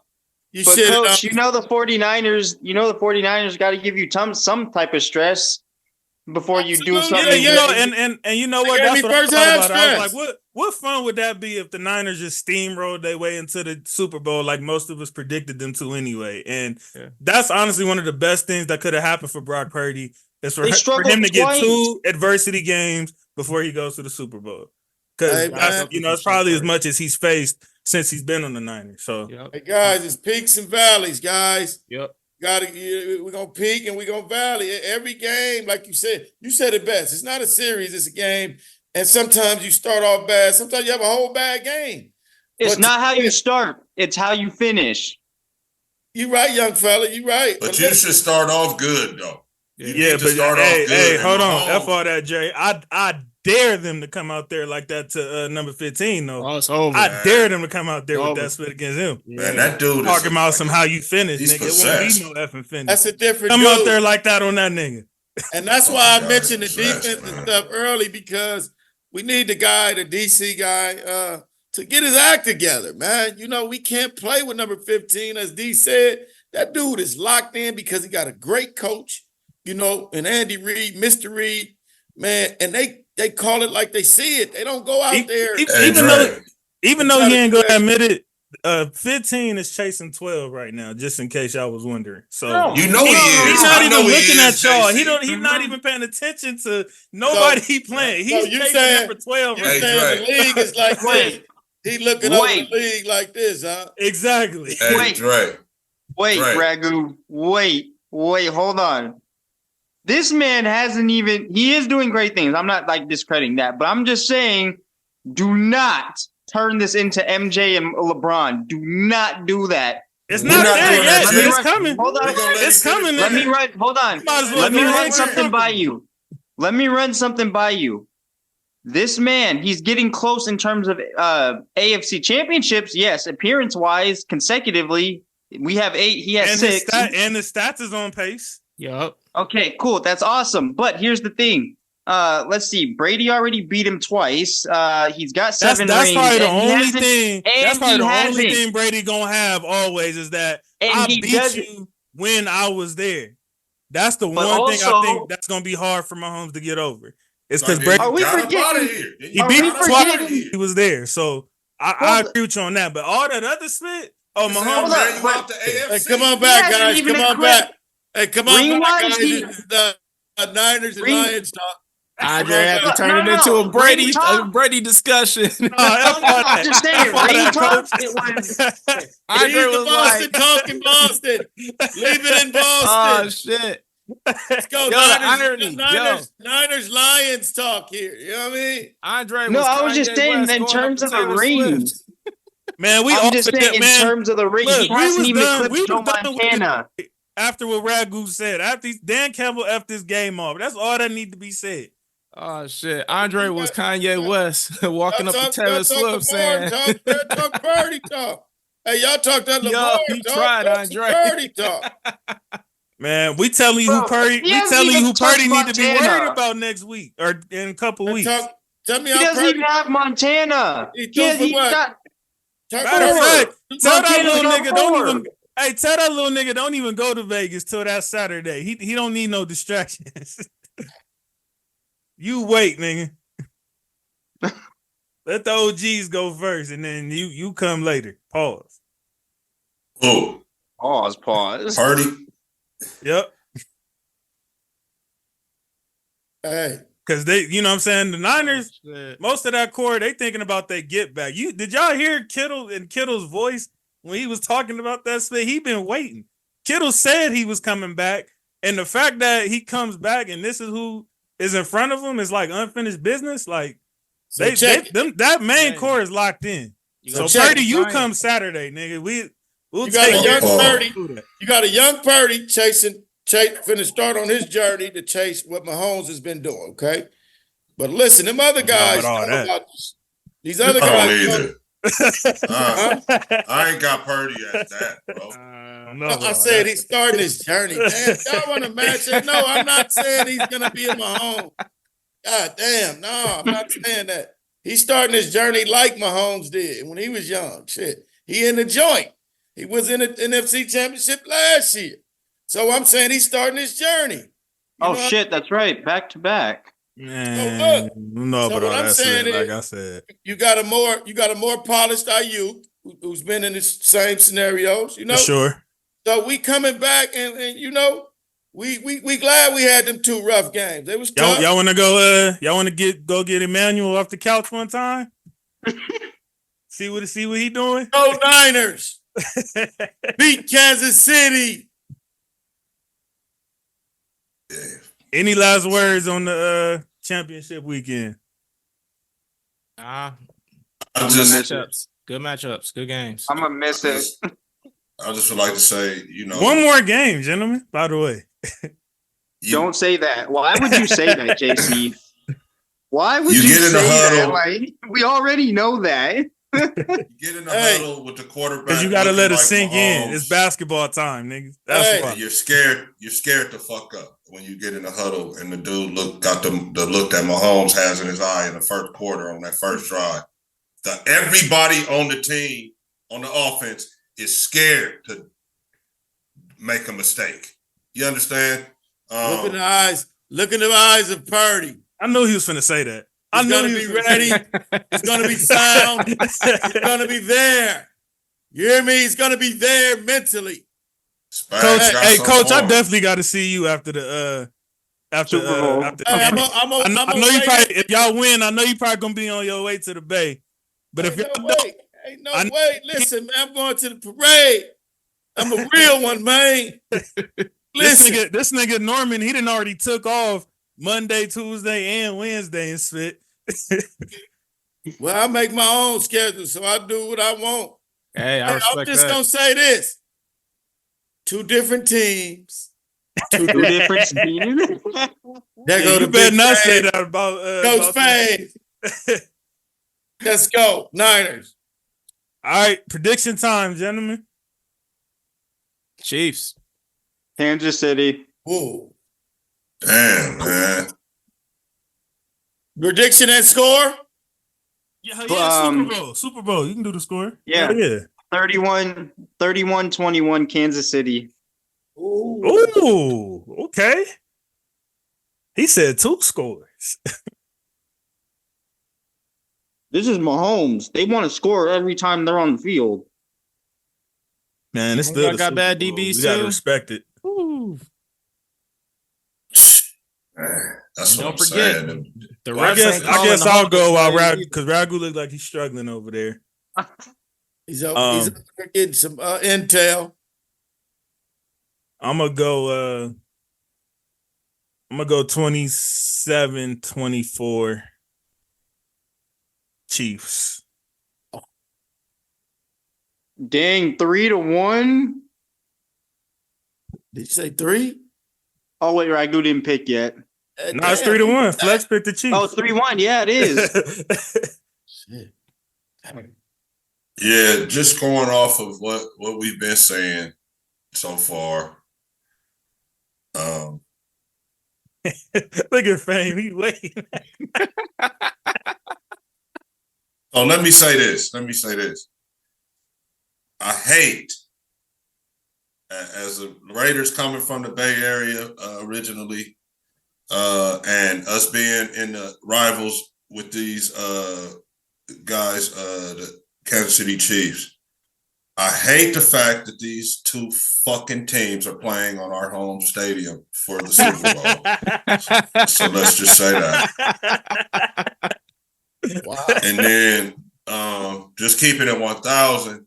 From what I saw yesterday, 15 is just different. Unbeatable, bro. He's fucking. He did the last thing on your checklist that you asked to do. So I get it how you feel right now. He does not give a fuck about nothing. So, guys dropping the ball. Oh, I don't have Tyreek. Oh, the offense isn't good. Could have this made year. all kind of excuses. Niggas is dropping the ball all year. I will say number 10 and number 4 are huge. Pause in the offense. But, long story short, man, Niners are a great football team. Don't get me wrong. McCaffrey's a great player. Debo's a great player. They have great players in the defensive front. Also, my bad. Chiefs, kind of easy. Maybe by 2 scores. He said, wait, what did you say the score? Damn. Maybe What was the score, 34-24. 34-24, maybe. In a boat race type of, scores, a game sort of like when the Chiefs played the Buccaneers, but in reverse. Wow. Yeah. Hey, Here on the All Grind Show, my prediction for the Super Bowl will be Kansas City. No, I'm playing. 35-28 Niners. Okay. Ooh, Here's my thing for the 2 score guys, Dre and Ragu. Mhm. The last time they seen these boys, they blew a 10-point lead with 5 minutes left. So how come this time around you guys see a 2-score situation? Bro, have you seen Mahomes? Do you see how was that just watching offense Sunday. operates in the postseason? I'm just Guys, going on Sunday. Yeah, real quick, do you guys realize if Pat Mahomes doesn't But already the have another Chiefs had a better. motivation, You could argue the Chiefs had a better team back then than they do now. I think that's the difference, though. That was the beginning. This is They definitely- Mahomes. Flex. They definitely have better defense. Yeah. Yeah, for Would sure. you agree? For sure. Yeah. yeah. So, I agree. That was Mahomes But also at the the beginning Chiefs- of the journey. They're playing for something much. They're not just playing, for individual rings and all that stuff, and for another, what was it, 5th franchise title or whatever. But they're also playing to repeat. You got to realize no one's repeated since 04-05. Oh, If they do it, Yeah. I didn't even think about that. Yeah. they went last year and they're Wow. here again. Only 2 other than Seattle went twice, and they only won 1 out of them. Didn't the Chiefs went Bills go like twice. 4 in a row? Well, yeah, who? The Bills? Buffalo. Buffalo Buffalo they went Bills 4 won years in a 4 row, but they AFC didn't win. Championships in a row. But they didn't win the Super Bowl. They went 4 years in a row, but they didn't win. Yeah. If Chiefs win in 2 weeks, that's back to back, and no one's done it since. Only New England, Pittsburgh, and Dallas. In Dallas, yeah, and to actually win back to the Steelers did it twice Miami in the Dolphins. 70s. Miami Dolphins. No, but I think they had an undefeated season. It's somebody I think they else. did. It's so Green Bay, Green Bay. That's it. Yeah. Super Bowl 1 and 2 Green Bay, Dallas, New with Bart England. Starr. You talking about who just went And back New to England. back, right? That went back to back. Yeah. And, Niners ain't never went back That's to back. extremely Surprising. hard, man. Let alone winning it back to back. and JC. Hey, our here's back another to back. thing. Our back-to-back should have been last year and this year. You see what I'm saying? Well, all that stuff I'm saying, it I makes feel you on The that. way y'all played, I feel don't feel you. like y'all would have beat that Eagles team last year. no matter. We would have beat the shit out of them if Purdy didn't get hurt. What was you And- finna say though, Flex? Another thing is you remember that first matchup? Mahomes came out and said he couldn't read NFL defenses at that point of his career. I do remember. I couldn't believe it, but he did say that. Yeah, that's what I was looking at him right now. Like He man, can't what- read them now. That's why he always run around throwing that shit everywhere. He still can't read them.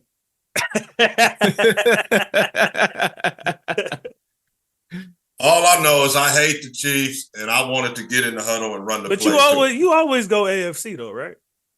Yes. Okay. Yes. Why? He's in AFC. Oh man, because they were the first of the conferences to embrace black players. They had the better uniforms with the I didn't names know on the that. back. I didn't know that, Ragu. So I just learned something today. Yeah. And they threw the ball more from the beginning. This game that we're playing, although it's more Bill Walsh, but this throwing around the yard, the idea of that was the AFC thing. The NFL or NFC was a 3 yards in a cloud of dust with the pastel, with the the fall color uniforms, with the bland color scheme with no number, with no name on the back. Everybody's just the name on the front. Welcome to the AFC Sport. came in with a different flair, more colorful uniforms, black players playing all over and throwing the ball up and down the field. Okay. So, I'm an AFC welcome to the All Grind Sports Show, because you just told. I'm glad you spewed that information. That's crazy. I didn't know all like that. You forgot to hit us with the y'all ain't old enough. Yeah, that's another segment. And, well, you can't say that to fame, but for us three. That's crazy. I did not know that. Hey man, you guys gotta know Ragu is an almanac. Oh, believe me, I know. Me and Ragu been doing All Grind Sports for like 10 plus years for sure. Like the guy, me and JC used to do All Grind Sports Show in the garage. Yeah. So, hey, listen, let me tell you something about Mr. Ragu, man. He can retain information like no other. I don't know how he be remembering all that shit, to be real. What? Also, let me give you a little more on the AFL, NFL. Is why Al Davis never liked the NFL because, and also why he never liked the Chiefs and the Broncos ownership, because they went behind his back and made the deal with the NFL. Al Davis always felt like the NFL needed to come to them because they had the better game. But the Broncos owner, the Chiefs owner, and the Buffalo Bills owner snuck behind Al's back and went and made a deal with the NFL. So Al was always adversarial towards the NFL, bro, and Pete Rozelle, which was the original commissioner, and the subsequent commissioners after that. So it's like a mandate to kind of be anti-Raiders. So that shit that we say is not made up, bro. We've never been liked by the NFL. I was just popping spit because you tried to downplay my Super Bowl, so I had to come back with something. That's all that was. Yeah. But really, this shit should have been the AFL. You understand what I mean? It would be the same league. Yeah. But Al's vision was this shit should be called the AFL instead of us going over to them and it being called the NFL. And shout out to the Pittsburgh Steelers for coming over to the AFC to make the conferences even though they were one of them old NFL teams too. That's why they got them ugly ass colors like that. But that's just the education for y'all. Now, Coop gonna see that one. Yeah, that's deep. That was special. Hey, the All Grind got an educational moment. JC, I was just about to say, Coop, I already hear. He gonna see that one. He'll be here for the preview. Coop is my guy. We already know that. That shit was just for him, though. Yeah, so we got our colors. Ragu, you'll have a chance to renege because I know you'll be here for the preview too. I'll be here. I'll be here. Yeah, so y'all got another week to think about it if you want to change your mind. Yeah, I got you. It's gonna be chief. But yeah, so that closes the chapter for that.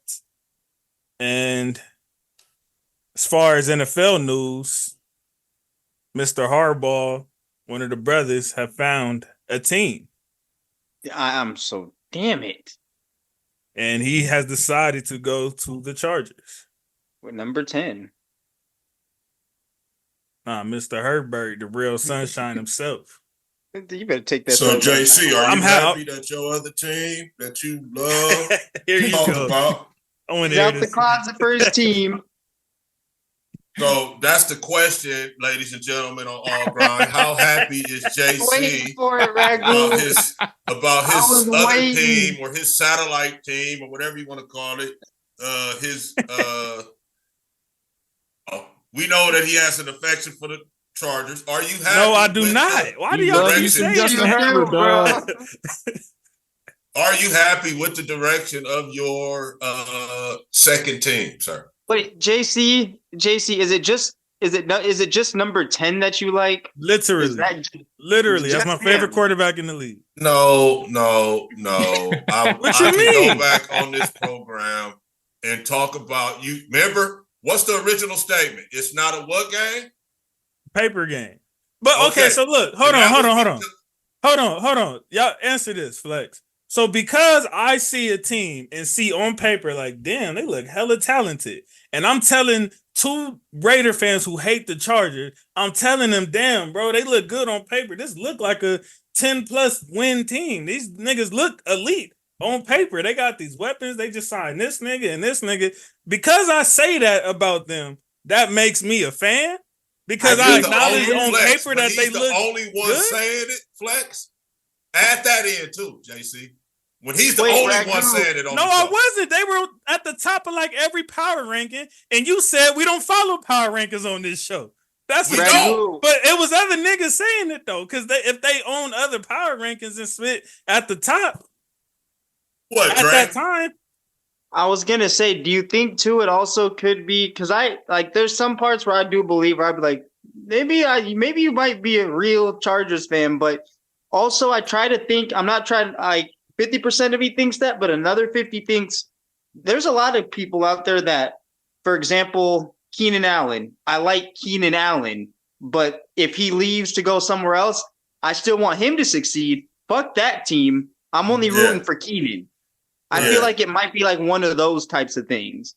That's exactly what it is. With him and Herbert, you mean? Yeah. That's exactly what it is. If Herbert leaves there today, I mean, because I can say that with Baltimore. And if you say you still like the Chargers, then no. What my point is, if I was to see that same exact type of roster on another team, I would still say the same thing. I would have the same point. Here's the funny thing. This is how you know they just being salty Raider fans. Because I done probably chalked up Cleveland more than any other team outside of my own as far as having talent on their roster. I predicted them to go to the AFC Championship. They are talented, though. I don't ever hear them call me a Cleveland fan. But because I said the Chargers have a loaded roster and they end up not living up to it, oh, you was a Chargers fan. Andre can tell you because he's been here on all of the shows. It's a little bit more. He's kind of downplaying now, y'all. It's a little bit more than what you can go back to the saying. tape. I said everything I'm saying now. I said at that time. I'm not switching nothing. I'm not downplaying, upplaying nothing. I just was saying what I think they're capable of. I don't give a F about the Chargers. Wrong because I'm a Raider multiple times. I don't give a F about the Chargers. I want to see Herbert succeed, which includes them being good, obviously, because that's my guy. Why you love Herbert so much?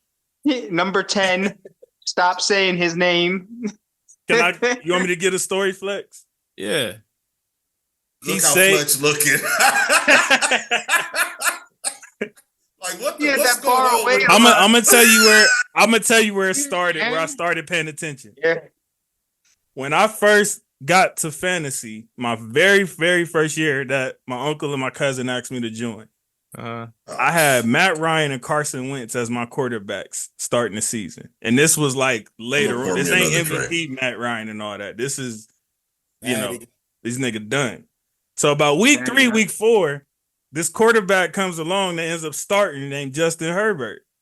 And he ends up saving my effing fantasy season that was going down the toilet, and I end up having one of the best quarterbacks in fantasy, and I've like just rocked with him ever since, and that like just became my guy because he saved my first ever NFL fantasy season. So the doctor on the team did the way they fucked over Tyrod Taylor. I mean, that too. But yeah, that was where it started. But then when I just seen the thing was at the game, intangibles and shit that he had, and seen the just going off the eye test and the talent, I didn't see nobody really that could F with him talent wise other than Mahomes. Like just from what I had seen, that's how good he looked. I used to tease. One of my partners was who's a Chargers fan. When he when Herbert came on the scene and started doing what he was doing, you gotta remember that was when Goff was blowing games and spit. That year we missed the playoffs. That was that year. I was like hitting this nigga up every week, like tell them to trade us y'all quarterback for ours right now. I used to say that. Herbert is Goff. Herbert is Goff for the strong arm. Exactly. But how come you don't feel this way about Burrow? Burrow, we had to see him in the Super Bowl. So, it was F him off tees. We did see him in the Super Bowl. You said what? We did see Burrow in the Super Bowl. He loves Burrow. My team had to see him in the Super Bowl. Oh, so it was yeah. F him. Like I ain't got no admiration for you, nigga. I mean, but Burrow gets a little too much love on this program. You think so? But saying. You know what I can say though? I'm gonna give Isaiah looking back in hindsight, Flex. I'm gonna give Isaiah his flowers though, because before Burrow started getting all the universal national love with that Super Bowl run, Isaiah was saying the whole time that he's seen the tangibles of split in Burrow. Like he's seen that he can be one of the top, 2-3 quarterbacks like right at that time. He called it before it became popular to do so. So I could give Isaiah his flowers on that. That's why I be teasing him about Burrow, because he called it before everybody else started, being on top. So the 19-0 senior season, Heisman and all that at LSU, nobody had a clue. I guess when he tore his ACL, niggas forgot. I don't know. I didn't know about it. He was a dog at LSU. And Your world was can't miss. And hold on, Ragu. You're not gonna act like niggas didn't say it's just because he had all that talent there too. Well, that was a Jefferson at a certain point in time. Jamar Chase, Justin Jefferson. Yeah, like you had them two niggas as like And then what's his name? What's his name? The running back, Edwards. Yeah, Clyde Edwards-Helaire. Yeah. So it kind of he got his position took in the league. Like they said in the Michigan National Championship, he was an NFL starter at one point. Ragu, you can't take that away from him. They had NFL players on their team. Literally. All the colleges have NFL players on their Same team. thing with Michigan. Like I know all colleges do, but there's specific ones. All that best college football team ever shit. I never agreed to that either. Because they were saying that about that LSU team. Yeah. Oh, really? Yeah. I think they were saying that. I was gonna say, didn't they? Because I know they finished undefeated, but didn't Clemson, when they beat Bama that year, didn't they also finish unbeaten? So yeah, there was a little bit of hesitation because we might have had that Alabama quarterback syndrome going on, where everybody's so good that it doesn't matter that the quarterback is not. Like the quarterback is really mid.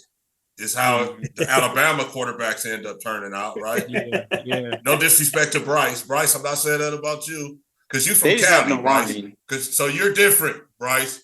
Not you, Bryce. Don't let this shit affect you. Tell Carolina to build you a line. How about that? Recent memory has told us that the Bama Qs are mid and everybody else on the team is real good. Yeah. But Mac came out, had a great rookie year, and then Belichick and them, let's be honest, they screwed that kid over. They screwed him over after that. Wait, who? With the defensive coordinator calling the plays. He said great though. Wait, who? He had a good rookie season. He had a good rookie year. It was cool.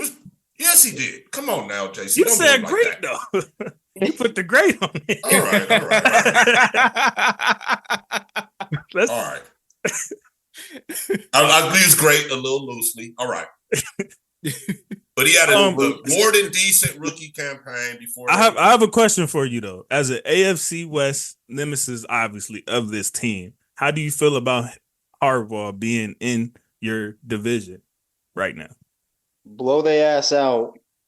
So makes me pause. I forgot to add that in. I'm glad that the Chargers got somebody that they consider is good for themselves. that's been the talk lately about how AP is just this rookie coach, and now he's got to go against Peyton and now Harbaugh and also Andy Reid. And our answer to that is he's already beat Andy Reid and Peyton, and now got got the Chargers coach fired to where they went and got Harbaugh. So literally, my thing is, are these guys going to beat AP? That's a crazy way to think about it. Damn. Shout out to the Chargers for finally going out and getting a guy. And I talked about this on my show. If you guys watch my show, they follow for burners. The episode before this, episode 9, it says hire a OC already. All right. We talked about this already, so I ain't even gonna give it away. Leave it at that. Yeah, go peep Raider Ragu show for the rest of it. Y'all can't get that. Hey, yeah, we gonna leave it exclusive over there. We Right, want all of y'all to be watching both shows anyway. So yeah, exactly. Listen, man. man. What's on the other show? On this show, you got to go watch that show.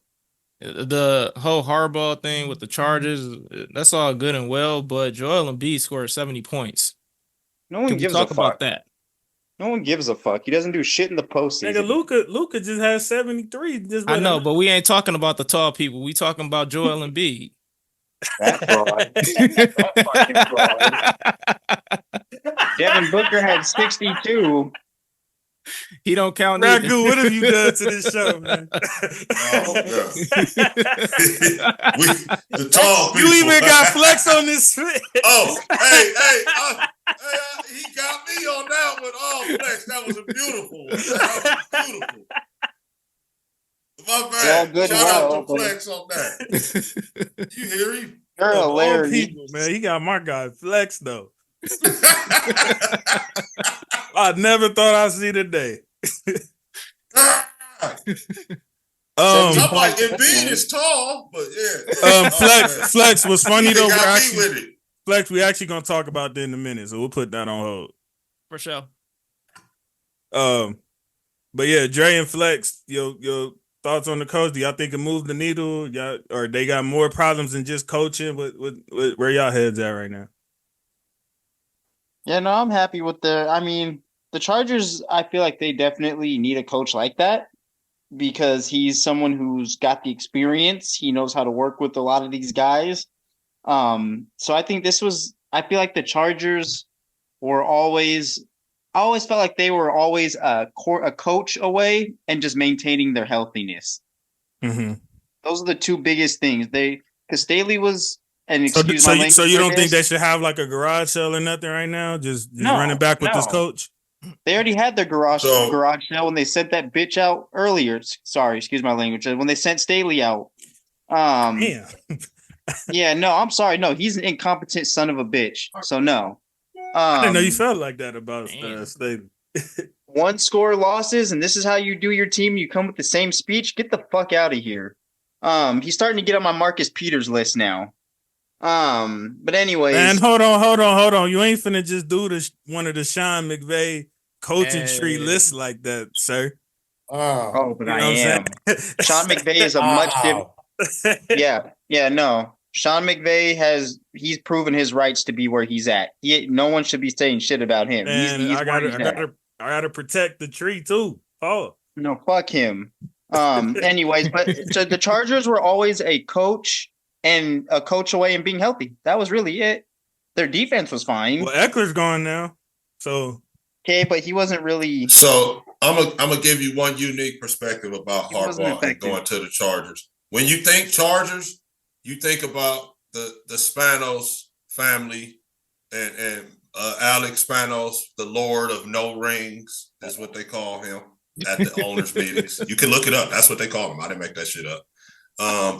But the thought is, from Raider fans, you like, oh, the Spanos brothers will find a way to fuck it up, even with Harbaugh. Yeah. But what I will say is interesting. Harbaugh must know them from being a young guy. He's about the same age as them. So when Harbaugh played there before, he had to have met them. And he might have told their dad, I'm not coming back if these fucks have any say over anything that I can do. So if Harbaugh was smart enough to do that, then they might get out of his way, bro. And the Spanos might actually, their team might actually do something. But the thought is in the whole entire league, especially the AFC West, that the Spanos brothers, Dean and Michael, will find some way to fuck this thing up. I can't wait till the prediction episode now. I want to hear. I know. I want to hear his number. The AFC West is something else. Coach, what you think about Harbaugh to the Chargers? Great addition. I think it's a great addition. I think the guy will change the culture. I think he's a good coach. He's a hard-nosed coach. He changed our program when he came to Frisco. He gave us that little bite, that little run attack. And look what he did at Michigan, man. They ran that ball and won a championship. Yep. Got to run that ball, man. You take the elements. Shout out to the running backs. We can't stress that enough. Pay your running back. I think the Chargers are going. I think they're going to pay one of the guys out there right now too, like one of the Henrys or Jacobs or one of them type of guys. Harbaugh is going to go get See, that's blasphemous, man. Harbaugh likes a good running back. He don't care if he's small. Hey man, hey, money talk, right? Don't put shit like that out of this.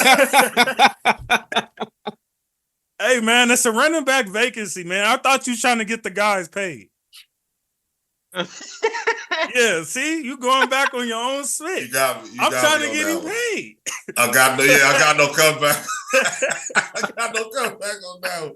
If he got to go there to get his bread, then God bless him. But God damn, I would hate that. Yeah, I would hate that. To be honest, I think I might have said this, but the Texans is where I would. If he's got to go, that's where I would love to see him. Texans is a good fit. That's a good fit. Because I don't know what happened to this nigga Pierce. This nigga done forgot how to run the ball all of a sudden. Y'all damn sure don't want him to go to Baltimore. Know that. Yikes. I would hate that. Yeah, Flex. Yeah. Fuck. Could you imagine that? No, I don't want to.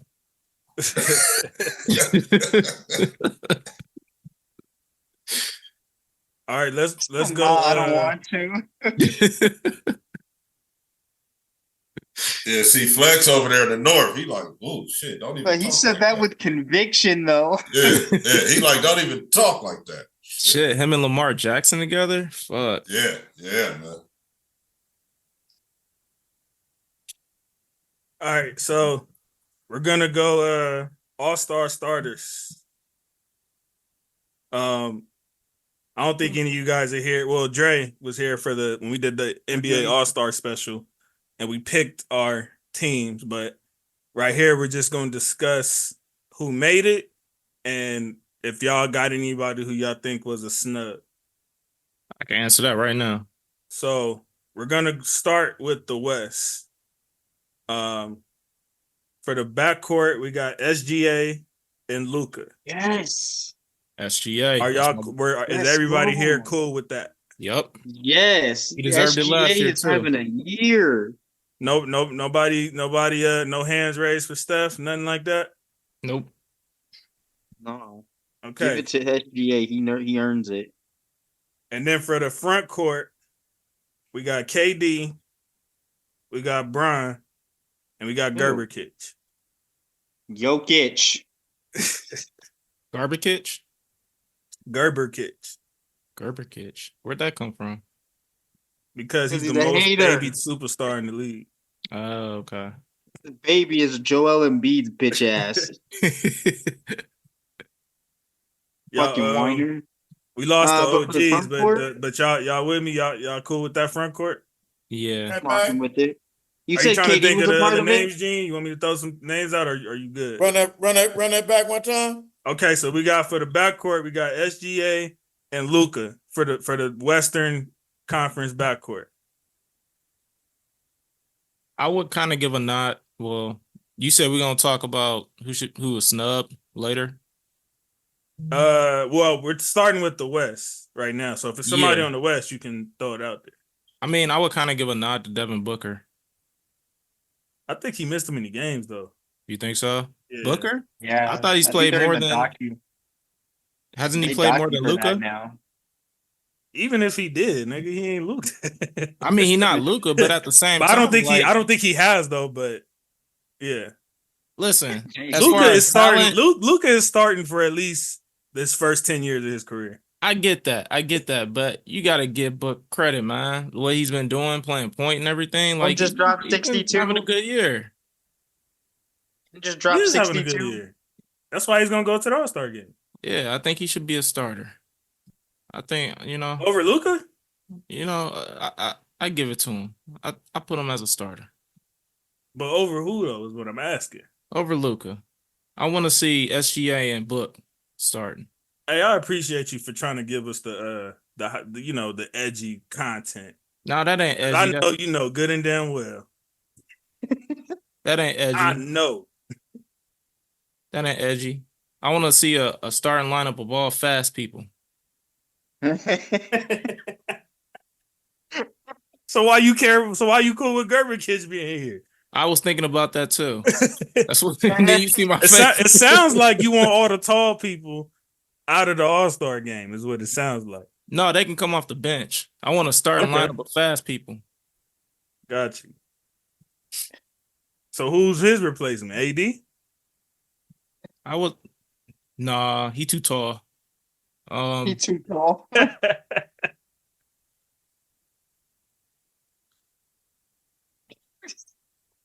Damn, that's a tough one. I guess you got to give it to him by default since he a little fast. It's a little fast. I still can't believe Booker over Luka. This nigga smoking great dope. What dope are you smoking? Because I need some. Hold on, let me show you. He must really not like tall people. That's crazy. I got that Delta. Oh shit! I just got the moon rock. As a matter of fact, Ragul, you back with us yet? this nigga Oh, no, said, yeah, all right, he on the phone still. All right, so we gonna go. Yes, sir. I just all said, right. don't blame me, JC, for the tall shit. Oh. Okay, are you cool with this starting lineup? SGA, Luka, Bron, KD, Gerber Kitch. This is for the West. Yeah. Is there any contest to that? I don't think you can go any other way. I don't think that any. Well, this other five- goofball talking about some damn Booker. We I heard him. I heard him. I heard him. Smoking on Delta, that's why. He wanted to be a little faster, he said, though. Yeah. And I understand that. But Trying to get all these people. we gonna stay kind of tall. And,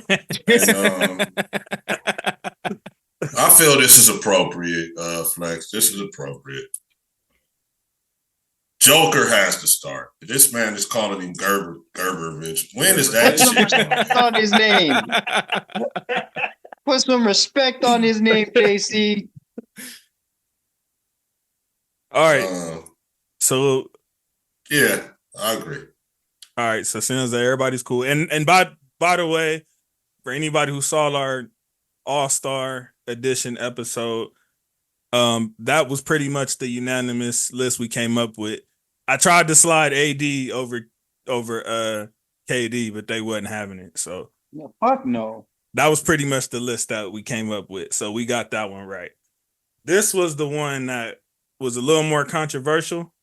And we neither one of us had the right list for this one, at least for the backcourt. So we'll start with that. Damian Lillard and Halliburton lead the backcourt in the Eastern Conference. How we feeling about that? Lillard got a nah. I believe on the show we ended up agreeing to Brunson, but the one that I presented to them was with Donovan Mitchell. Yeah, Mitchell deserves it over Lillard. So you got Brunson. You got Mitchell instead of Dame. Yeah. Right, Flex. Yeah. Ragu, how you feeling about the backcourt? I went to Weber State, man, so I can't do it. I can't.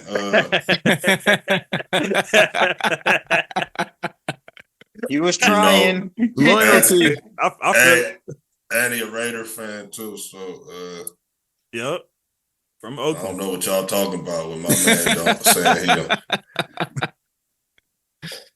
So I'm good with that. Dre? Well, Dre, we agreed on our list. We said Brunson and Holly, right? Okay. Yeah. Mm-hmm. You cannot put Brunson in there. Coach, you back with us? Oh yeah, I'm with y'all. All right. Dame Halliburton for the Eastern backcourt. Is there any other guard you feel should be starting over either one of those? I like both of them for this year. So you cool with that? Go with them guys. No Bronson, no Mitchell. No Spider. Nah. Nah, guard wise, I like Maxey. Ooh. Maxey had a case. Maxey had a case for sure. Maxey had a case. He'll be there though. Okay. Definitely be there. Yeah, we just saying starters. Yeah, nah. I don't Prior to Weber State. Used to rock the D Event Center. So yeah. Young Dame, man. Go Raiders too. Fucking follow from burners, and you know it. Hey, Ragu, when you get on your podcast, let me know. I want to, whenever I can join, let me know. All right, you on. You got time today? Of course I do. All right, give me your email. Yes, sir. We gonna show our ass today. Pause. Let's go.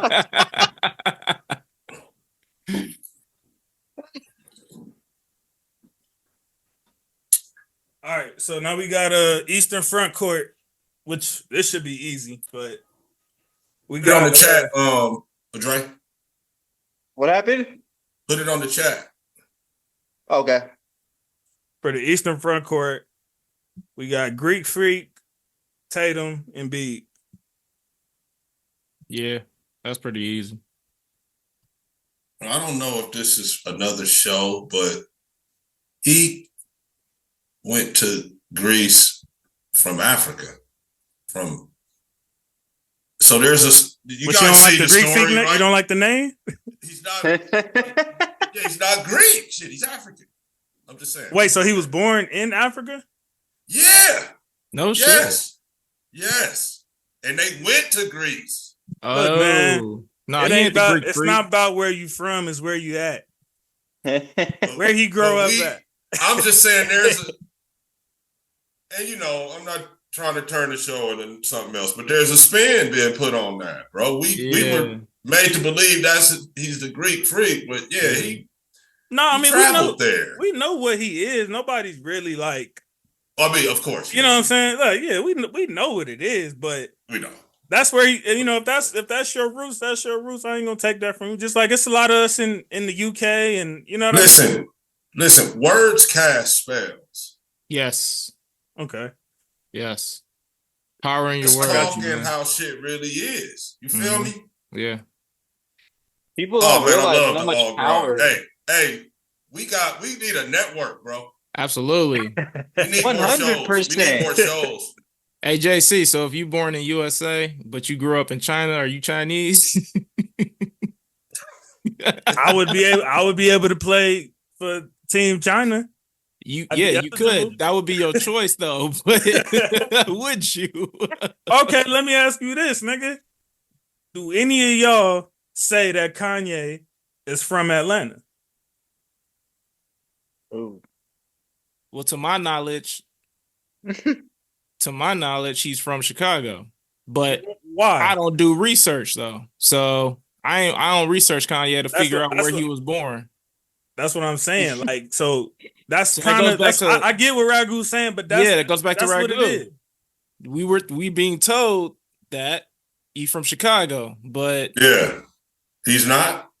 is he not from Chicago? He was born in Atlanta. Okay, so hey, I didn't know that. So he from Atlanta then. When you think He ain't from Chicago. when He you from think the Atlanta. Bay, when you think the Bay, who's the first rapper y'all think of? E40. Or who? Too short. I ain't gonna lie, but I thought E40. Yeah.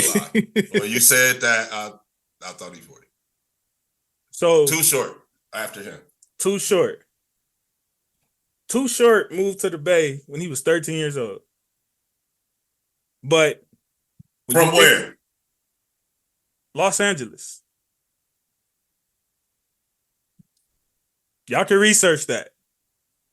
Yes. I mean, Too that's Short me. he was in LA until he was a teenager and then made his name in the Bay. E40 said he grew up looking up to Too Short. Like, not grew up. He was looking up to Too Short when he was doing his thing.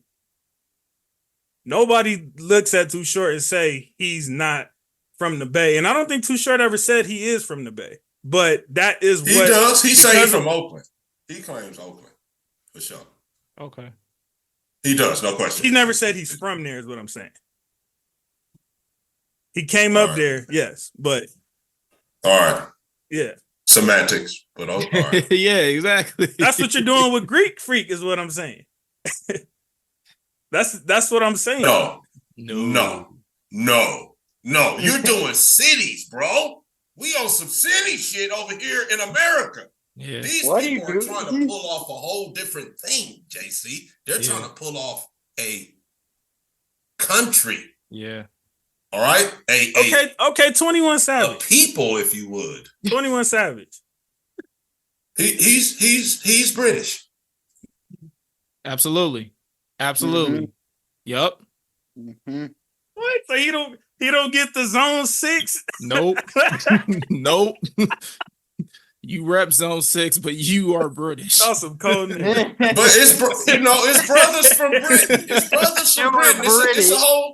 It's a whole section out there in London. And Flex, all that, you're bro. funny as fuck. He said you're British. Y'all some cold niggas. We He said keep it you're real. not from no. That's all. That's all. I see Atlanta when I see 21 Savage. I would ask him about Atlanta culture, not UK This culture. man Flex sees I was British, talking. Britain, Is my point. and this man Flex. He's a sees British Britain. dude that settled in Atlanta and has absorbed the Atlanta culture. Yep. But I'm just saying, they try to call him Greek. You know what I mean? Like, Yeah, that nah. It's he a ain't y'all know what I'm It's saying, a cool bro. name. He Greek freak. African. African freak. We know, but we know he's yeah. See, that don't even got no ring to it. It don't We need all to. know with 2 eyeballs that man is African. We know he's Nigerian. We all can see that. Like, it's clear as day. I don't think anybody even disputes that. But I get Ragu's point though. But I don't think anybody disputes where he's from. There's no confusion. Mhm. Or not where he's from, but what his ethnicity is, should I say. Mhm.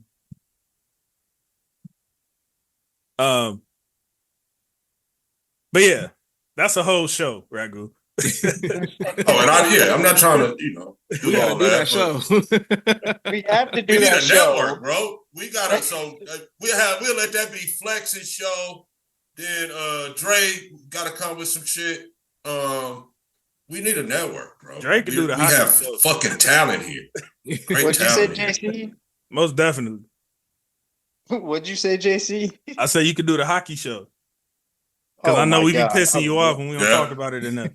So me and Dre could do the show. We could do the all the sports that black people don't fuck with show. So we'll have golf, Baseball. hockey, F1. You're funny, How you Flex. gonna say that when you gonna be Formula One. sitting right there talking about it? I'm the only one. No, I'm talking about Ragu too. But I'm the only one. Yeah, we the only one.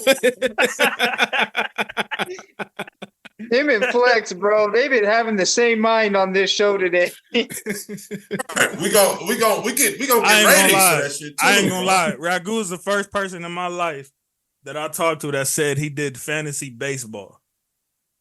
That's when I knew this nigga was different. I'm the second. Sir, Yeah, I'll talk to you after, Flex. You was another one. Tell him, Flex. Ragu was the Fantasy first. baseball is what started the whole fantasy game. Oh, that's there crazy. wasn't no fantasy nothing until baseball. Yep. It's so numbers oriented that it's it's the and greatest that's what as far as numbers. Go ahead, bro. And that's what's cool about this show. Like Ragu just said like 5 minutes ago, like every single person on this panel has a talent, whether it's on this sport or many sports. Someone has something going for themselves. Yep. Like that's the cool thing. It's not like he's good at here and I'm still trying to find my niche. Y'all got to talk to me about the hip hop split, all grind hip hop or something. That's right. That would be tight. That would be fun. JC, we got to start that. Yeah. That's a network. That's a channel. That's a channel. These are jokes. These are jokes that could eventually become real. Bro, that's a channel. And then we got our political arm too, where man, we'll kill it with that shit. I'm telling you, bro. I think Isaiah could pop his spit on that more than y'all think he can too. Yeah, we're gonna get blacklisted. Isaiah done been on my page, going at it with niggas about that type of spit. They gonna try. Oh man, we'll be one of them channels where that shit'll be like Daishikis and shit. Yeah. Daishiki channel. But look, so I got a segment for y'all. All right, a question for y'all, I guess you could say. In light of us having 4 70-point games within a year span, 4 60-point games within a week span, my question is the 60-70 games the new 40-50? Yeah, it's what it feels like. Yeah. And I'm gonna say why, because look how the league's involved, how it's evolved over the years. And I'm not docking them, but there's good defensive teams, but it's not like what it used to be. Yeah. Say you get hot and hit 10 threes and go to the foul line, and make some foul line shots in there. You had 40 easy. Yeah. All right. You had a good game, but you didn't show 40 used to be, oh my God, he had 40. Right. But you could get hot and go, let's just say 20 of 50% from 3, 10 of 20. You just out there raising and score 40. But when you get to the 60, 70, you had to go on a streak of not missing. No matter what they was throwing at you defensively, you was breaking that shit down and still getting there to get 60 and 70. 40, I feel like, man, you can a lot of guys can get hot from the 3-point line and score 40 now. Yeah, so yes, to answer your question, every here and there. But and you also have to look at it too, like it's not just guys like little guys that are shooting these. No. These are everybody shooting. These are big men. We're at a place in the sport where if you can't shoot a 3, you're like practically unplayable. Yeah, you are. Yeah. No, and it's been trending that way for quite some time. Bro. Yeah. And let me also add this, guys. If you got 20 rebounds, then 40 is still 40. You feel me? If you're going 40-20, but if you're just out there jacking up, shots and you hit 40, bro, I can't give you that same love no more. Yeah, but we're also in an era too where teams are shooting, they're making about between 15 to 19 3-pointers a game. And even if it says 27% shooting, 37% shooting, percentage-wise, they suck. But, bro, they're chucking up 19 threes a game. Yeah. Right. I think a lot of it has to do with the mentality. The thought process is, okay, before the All-Star break, we just going to make it to, we just going to kind of like not sleepwalk, but we just going to, kind of ride it out. But then after All-Star break, that's when teams start to dig in and start playing, like actually putting in like, defense. Man, you're so right, bro. Yeah. And it wasn't like that. It wasn't like that before in the past. Before it was like I'm gonna put my all into this game every single Game night. 1 to game 82. Well, they used to start playing on Christmas back in the, before. Mm-hmm. Now it's actually, like you said, it's moved all the way till February, late February, last week of February, to where, we got about 30 games left. Mm-hmm. And now everybody's going to try to really play some basketball now. Yeah. And shout out to evolution of the league, bro, and the shooting and all that. I'm not a guy that's, holding that back and trying to say that's trash in the game or whatever. Mm-hmm. But I just feel like it's a little soft. It's a little soft. And if we could go back to a little bit more hard-nosed basketball, man, it'd be nice. Why do you think LeBron it's so easy for LeBron to get to the free throw line? Because all he has to do is play football down low and he gets the fucking foul. That's it. Or he gets elbowed in the stomach and then grab his face like. Even at his advanced stage, he's able. Well, there's another fun fact stat I could give y'all is even 20 points back in the day was like, man, if you averaged 20, you was more than likely one of the stars. Yeah. Without a doubt. So the new 20 is 30 for me, I think. Like if you hit 20, like if you're in the 20 range, people look at it like, all right, that's cool. But if you can hit 30, 40, 50, that's when they start to kind of look at it like, oh, this boy can score. I believe it was, I don't remember what year it was. It was either 83 or 84, something like that. I think there was like 9 players to average a dub a game. This year there's 47 players averaging at least 10.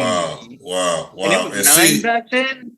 So do y'all think that's more talent or less defense? Less defense. I think we want to get into the entertainment aspects of it, like how we talking about the league. Yep. And the backing off of whatever they're doing with the calls or whatever, bro, because they want to see more scoring, right? And you can't tell me that they didn't help that along with rules and calls and shit. Mm-hmm. What was that number again, bro? There was 9 players in 84 and 47 players this season that averaged 20.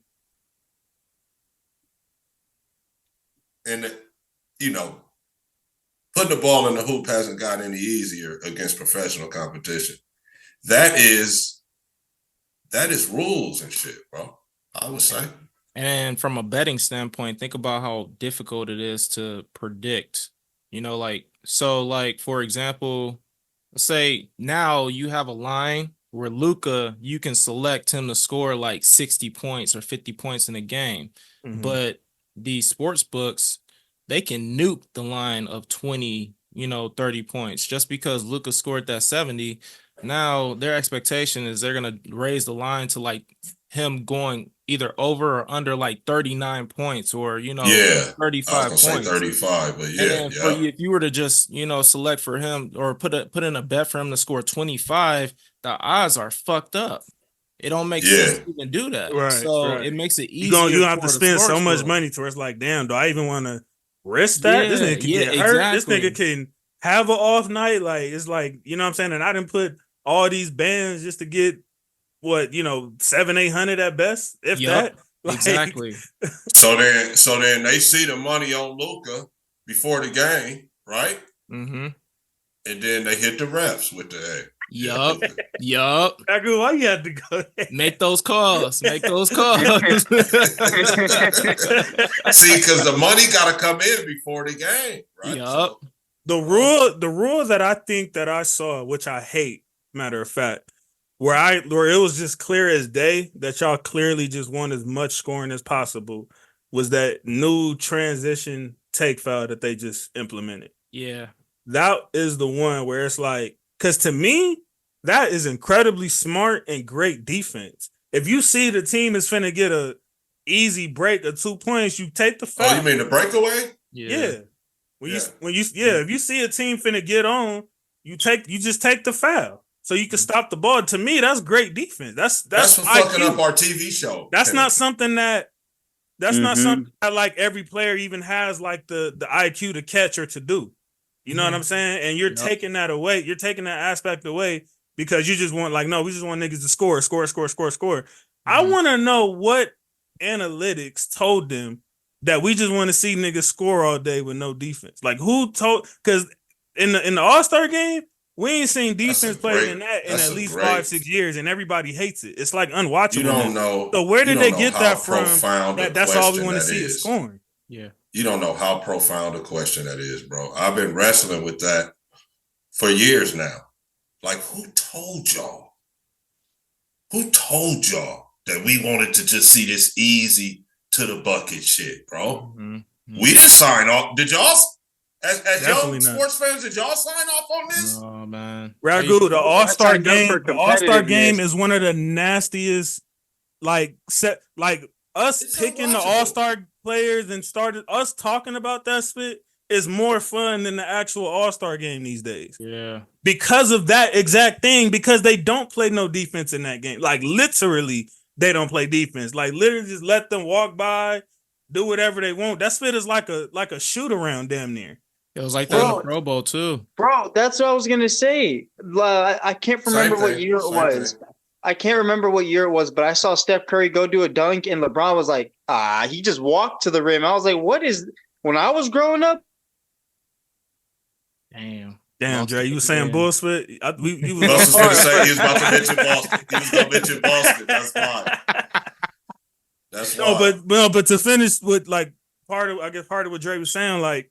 I do remember there was an All-Star year where I don't remember if it was LeBron or who was coming down the court, and Steph just literally laid out in the middle of the ground while the nigga was coming. Yeah. Oh, yeah. Like literally, do y'all remember that? He just laid out in the middle of the ground with his hands out type split and just let the nigga just go right by. Like that's what the All-Star game is now. Yep. And the fans have literally spoken. The fans hate the All-Star game now. We appreciate All-Star Saturday night more than the actual game. The game used to be like the big thing. Niggas don't even care about it no more because of that. Yeah. So why are y'all thinking in y'all minds, Mr. Adam Silver, that all we want to do is see scoring all damn day and nobody even attempt to try? That's what makes it fun when a nigga could score anyway because of elite defense, because of smart defense. Like that's I got my rant off. I wasn't bro. AJC, you guys aren't old enough to remember when, but Michael Jordan used to win games 90-77, and we were fine with that. Yeah. Oh, I remember the Malice in the Palace game. Yeah. What was score? Everybody was talking about the fighting and all of that, and niggas was noticing the score like, does that say 85, 86? Yup. Yeah.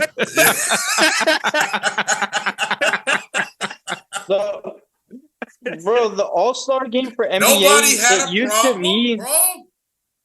Yeah. Bro, the NBA All-Star game back in the early 2000s, those were in the early, beginning of the 2010s, those were meaningful games. They fought tooth and nail for that shit. Yeah. It was East versus West. Man, this is the mic drop.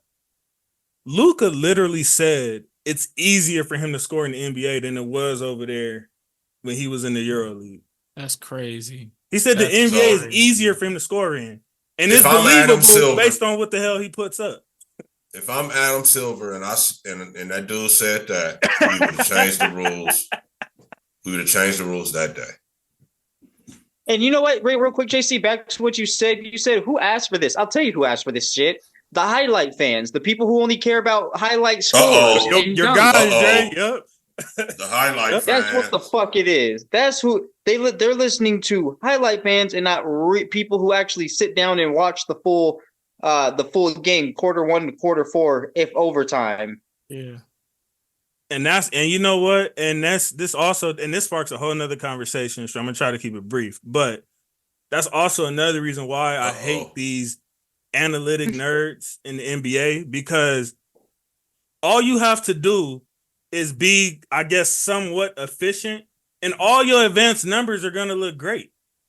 So using that, and Flex, I know you against it because I remember you tore Tyrell up one day when he was trying to get on Tatum for like a negative 20 or some spit, and he had like 38, 7, and 8 or some shit like that.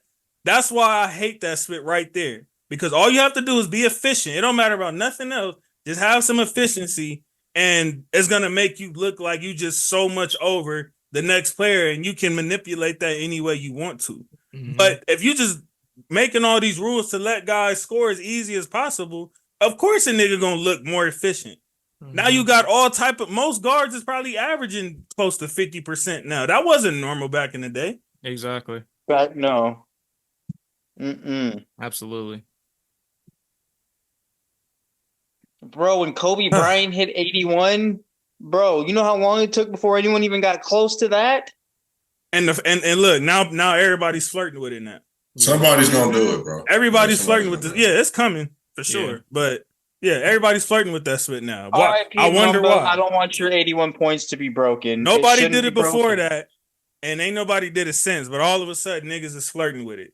20, almost 20 years later. And Like, another go thing, figure. real quick, I just want to throw in because everyone talks about, and it is a really big achievement. Still, I want to throw a congrats to LeBron for breaking Kareem's record. But the only reason he was able to get half of that, part of that was because of this no defense NBA shit. Hey, Flex. And the fact that I think Kareem we have a new played Tyrell. college 3 years. A nigga who can't go 4 years. You cannot go. 4 We're years, gonna do a bet with you one day. An episode without you mentioning or hearing LeBron's name, and you perk up and find a reason to go in and slander. You just can't help yourself. You is the new Tyrell Jackson on this podcast. I had to because it was sitting right there. I couldn't just let it sit there. When I gotta let something out, I gotta let something out. Jeez, Pause.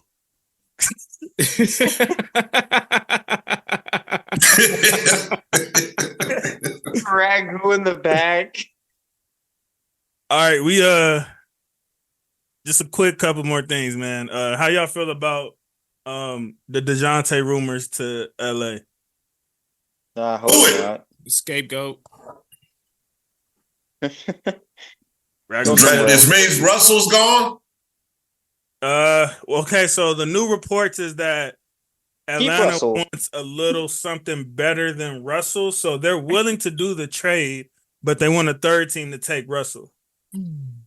Scapegoat. First of all, I don't blame them.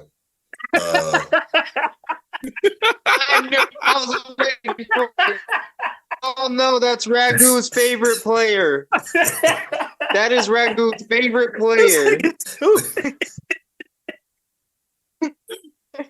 Oh my goodness, man! D-Lo been balling the That is last little week or Ragu's two, favorite man. player. Why you doing my guy like that? It's because man, he can ball, Yeah. but He's for inconsistent. whatever reason, Ball. He's inconsistent. he either chooses not to, or for whatever reason does not ball when we need him. When he stay with me here, last playoffs, when he played well, the Lakers won. Period, bro. And there's too much of lackadaisical defense, and then too much of not showing up offensively to know what you're going to get from this guy game in, game out. And yeah, they signed him to a bargain deal. He wanted a near max deal or whatever, and then they remember we talked about that. That spit went way. Yeah, we got him on. Yeah, about how we got him on a bargain. So at this point, man, I don't know what to say. He should be better, but he's not. His mentality. He should be playing better, but he's not. His mentality doesn't fit the environment. Thank you. He found my man Flex found a way to so eloquently put that. It's that what Flex said. Yeah, that, and it's also, Ragu, you said it too last year during the playoffs. Like he was missing more shots than he was making, and he was shooting wise. Yeah, right. You was couldn't not have said that any healthy. better. You couldn't have said that any effing better. And how simple do you get from how he just right? Exactly. Shit. when you play with LeBron, there's another level to that. There's the expectations, but there's also like it's you gotta be mentally like able to handle that type of environment. Because, That's bro, why- what if he goes down with an injury, bro? You can't sit. You have to have that next man up kind of mentality. You have to have that every That's night. the irony though. When Bron went down last year toward the end of the season, them niggas was balling. Yeah. Mm-hmm. They actually did step up at that time. That's how we made the playoffs. Yep. But oh man, The defense still Darvin Ham, bro. Are you one of them, Ragu? Oh no! Don't tell Here me. we I'm go. just saying, bro. I can't wait. Let I me get my feel like- popcorn. You know when they say that the team takes on the personality of the coach, Yeah. right? All sports, right? Right. Mhm. I just feel like Darvin is too accepting of mediocrity. Mhm. So being 23 and 23 You is don't cool feel like with it bothers him. him. Mhm. You feel me? Where Phil would be like, we playing like dog shit, Yeah. and Yeah. Riles. We've had times where we guys was like the 1 that or would be 2 like seed the- and Phil said that. I'm just saying, bro. These guys didn't. Okay, yeah, we're still doing well. Yeah, we're still gonna make the playoffs. Yeah, we can still make a run, but we're not playing good Laker basketball. Not playing Laker basketball. Not playing what the fans are accustomed to seeing. I'm gonna tell you why. I'm gonna tell you why I'm Too probably like the only. accepting of this shit. I'm gonna tell you why I'm probably like the only Laker fan not on the with the torch for Darvin Ham yet, because Saying the one 14. season, the one full season we've had of him, regardless of what happened in between, it ended with us being one series away from the NBA Finals. That's what we have to judge off of. And as Laker fans, Ragu, you know that we judge off of what you do in the playoffs, not necessarily just regular season. We're championship or bust every year. Mm-hmm. All right, So, but let me based on just real quick, just based on what I've seen thus far, I can't say I'm necessarily disappointed, especially for a season that I came into with little to no expectations, right? And that's how it ended. That's where my patience is right now. So as of right now, I don't feel like pull the trigger at this very moment. I need to see how the rest of the season plays out and what your playoff performance is. And at that point, then you can holler at me again. don't get me wrong. This is not a pull the trigger on Darvin type, rant. But I know you've seen the JC, talk though, right? Like or Look, heard it. Yeah, I have, Okay. and we don't do that on this show. But JC, me and you have talked about me as a Laker fan on the being older, right? But, Right. Y'all not old enough to remember when, and how stock 60 wins used to be, and then Right. when Phil came, we kind of lowered to about where 56, 57 was okay Mhm. to still go on runs. 500 in LA. It's unacceptable. They see. Okay. I got That's you. exactly. LA is a franchise that makes and wins championships. That's what We're they not were gonna built make on. 500. Okay, JC. But Jay. okay, Shaq so even said it. Hold on, Shaq even said it a few years ago. The Lakers are not a play-in team. They're not supposed to be built for that. Right. Every But year, hold we're on, talking Ragu. about the play-in on this show. If on the coach's first year where there was no expectations, even for the Lakers, and he ends up in the Western Conference Finals, that doesn't count for anything for you? Yeah. Yes. We got swept though. Mm-hmm. We're a better So it's the team. way that we went out. But you never We want got- to get swept. You never want to get swept. We got swept least by the get one. champions. Yeah, Flex. They yeah. was better, but I'm You just don't saying, want to get swept. And every coach I'm saying says like that. now. What's up now? Right why, now, why are we 500? you experiencing the LeBron effect. As somebody that has been in Cleveland and watched him, Here he that's- goes. no, brother. it's the truth. Preach. It's the truth. I mean, No, it y'all is the won. truth, yeah. Did y'all win the tourney? Y'all won the tourney, right? Yeah. Yep, and Y'all it won it sucked ever because- since. Yeah, the players. LeBron has a bigger voice than Darvin Ham, so the players are gonna follow LeBron. when it I mean, matters. it's not possible to get a coach with a bigger voice than Brian unless it's Exactly. Still or Pop or Pat or something like that. Exactly. So they following after LeBron's footsteps. He's just like he has the same mentality as Jimmy But it Butler. ain't like he ain't Get to the won no. All-Star It ain't like break, he ain't and won then no I'ma dig championships in. like that though. Yes, he did. He did this shit every year in Cleveland. No, that's my point. What I'm saying is, it's not like he's like that, and it's like been a failure for him to where he doesn't win championships. Exactly. So that's why you all are playing like that right now, because once you get to the All-Star break, y'all gonna improve. Y'all gonna start playing a lot better. Y'all not gonna be 500 anymore. But the first half of the season, I'm gonna pay serious, keen attention to that. Yeah. Because I mean, you would think after 5 years here, I would have already picked up on it, but this is just not. This is not the Laker basketball, bro. We can go to the playoffs. And I love it. At from where we're at, but we're used to going as 1 and 2 seeds, Yeah. not play-ins and 7-8s. And the seasons that we had them, we was getting in with the 4th seed, the 5th seed, the 6th seed. You know, like we weren't the 1 and 2 seed. Like we obviously when we won the championship. You talking about the last time that he was there, not the first time. No, the last time. First time y'all was getting 60 wins and shit. Yeah, exactly. but when he came back, it was different. He wasn't trying to get 60 wins. He was just trying to get because he knew the grind. He said, that shit don't mean nothing no more. Exactly. So that's what y'all getting right now. And plus, he's a little older too. So that's fair. Yes, true. So he's just holding out until the second half of the season, and then that's when he really gonna start to dig in, and that's y'all gonna improve, y'all gonna get better, y'all gonna start winning more games. Y'all not gonna be 500 basketball. And Shaq and Cole. These guys wanted to win 60 games. I agree, man. I miss it. I really do. I really do, man. Man, don't let Tyrell get up on here and hear you say that. Right, would have got a whole discernment on that right there. I'm glad you guys brought that up. You got a whole lot of amen.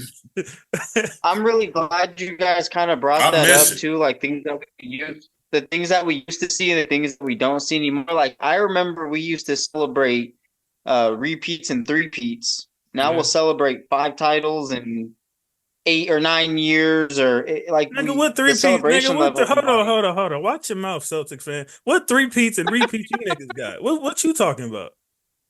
I'm just saying that's what we. Come on, you all up in Lakers business, nigga. You don't know nothing about. We're talking about them Chuck Taylor repeats. Yeah, what you talking about? Y'all niggas ain't had a 3 peats. My great grandfather. I'm talking about in general, like I'm not talking about just the Celtics, which we are better than you this year, and last year, and didn't get swept. But the ultimate thing is that we used to celebrate repeats and 3-peats, and now we celebrate 4 titles in 10 years. It should have froze. It should have froze on his ass. He was frozen. We just heard him. He's talking that bullshit. He disappeared now. Where are you? Somebody want to hear that shit?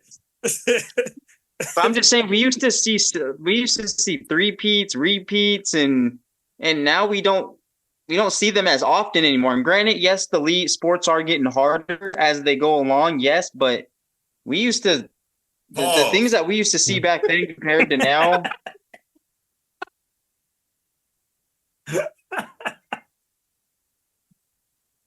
I couldn't let it go.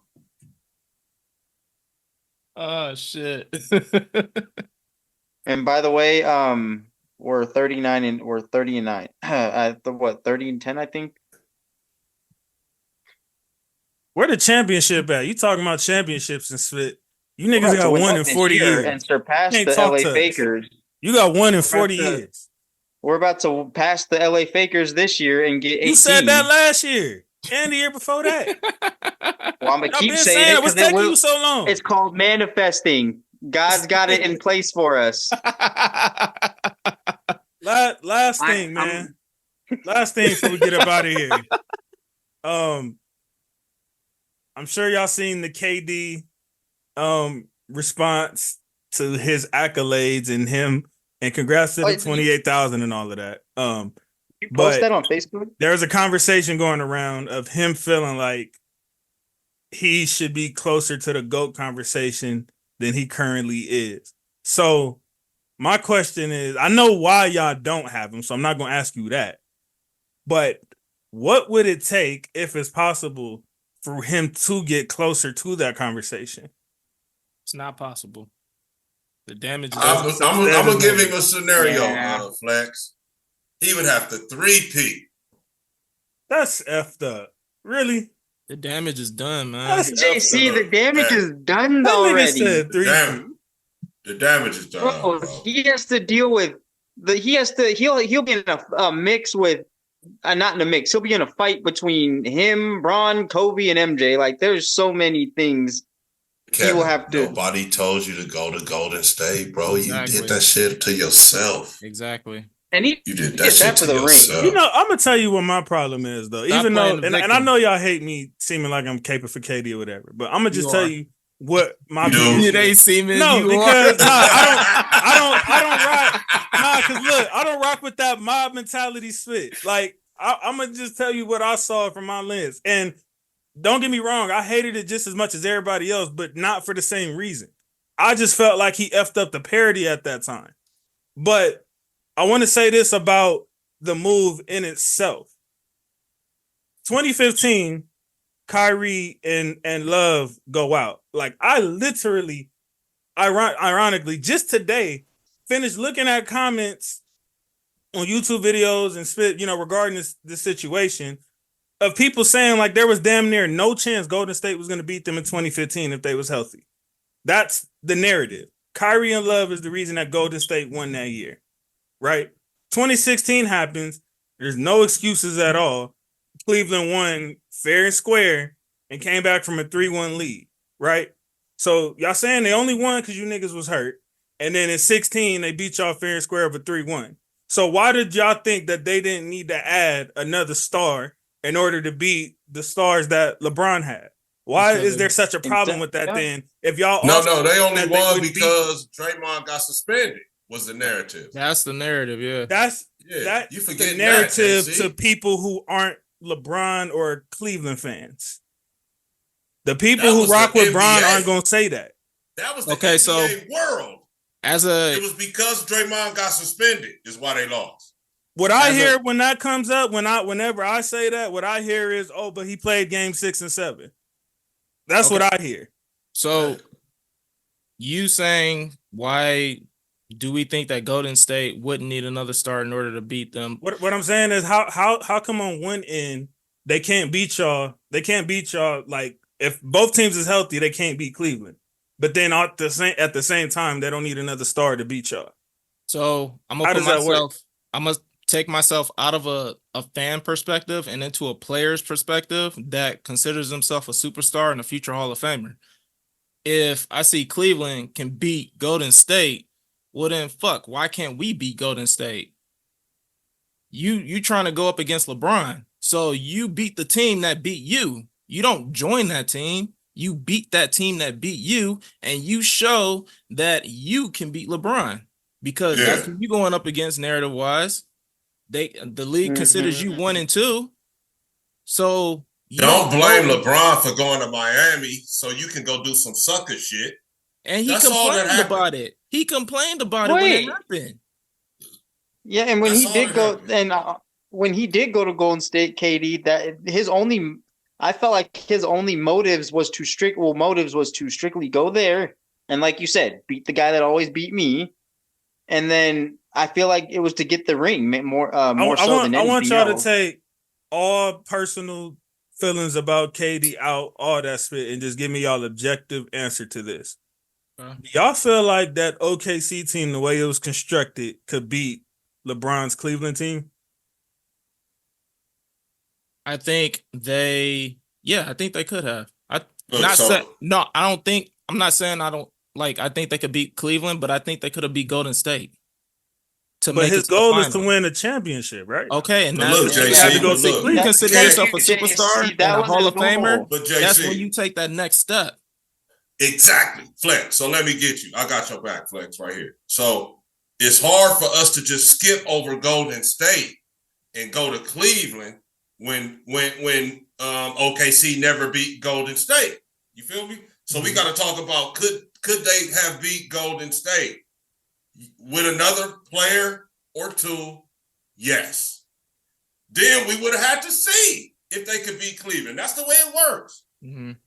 That's the way it works. You don't go and join the team. I just whenever I seen, and I know Period. it's regular season, but every time I seen OKC have to see Cleveland during the season, them niggas look like they just wasn't seeing them. It wasn't it. And I'm thinking at that point in your career, especially when you don't have a championship yet, that's your mentality. I'm trying to get one at all costs right now.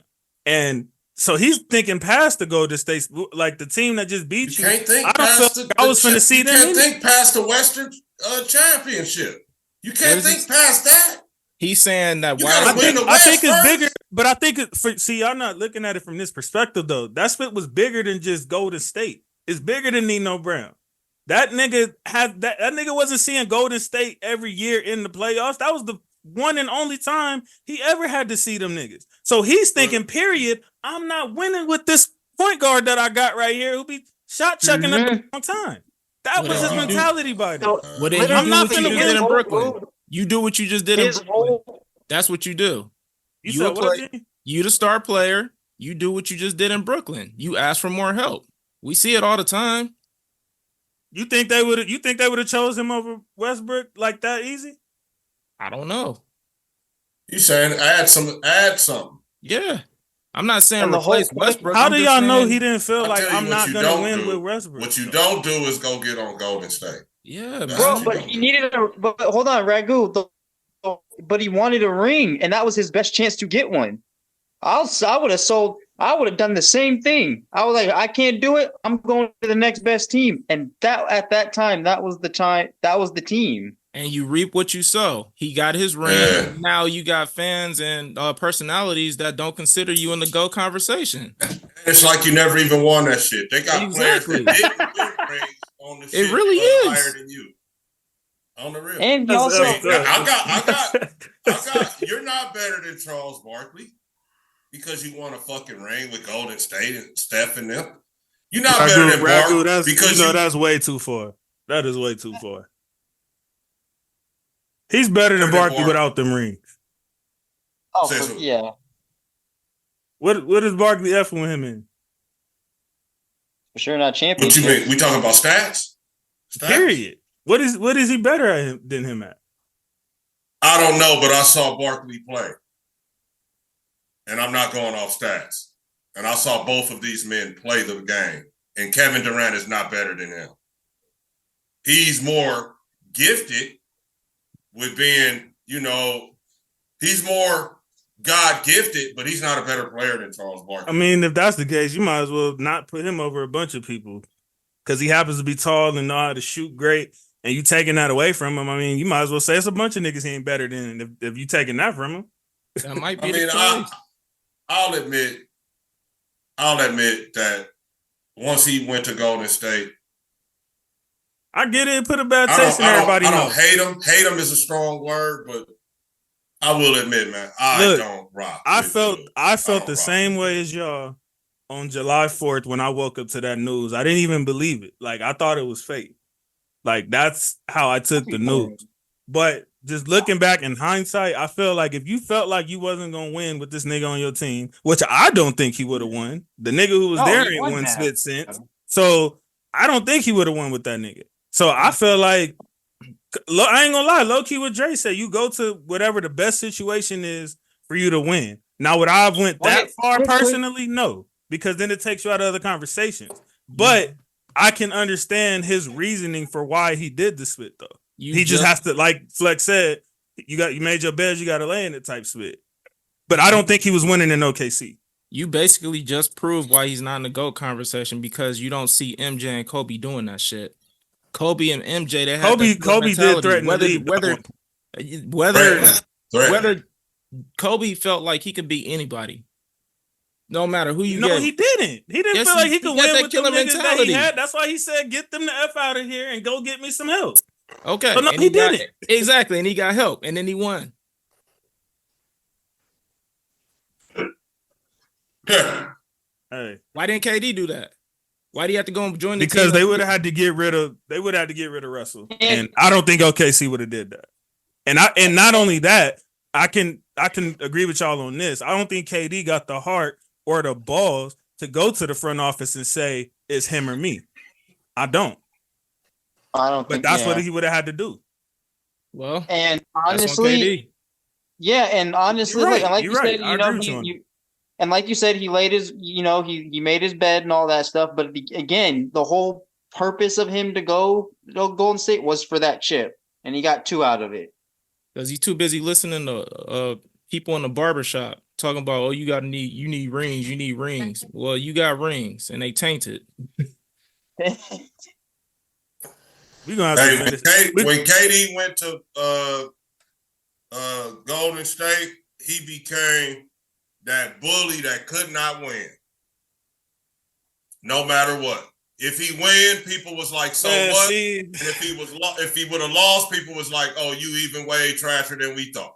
Now y'all going to a whole nother territory. That's gonna be a whole nother episode because We gotta talk it, man. Because like no, because it's because like all the things that y'all are saying, I can say the same spit about Bronson Miami.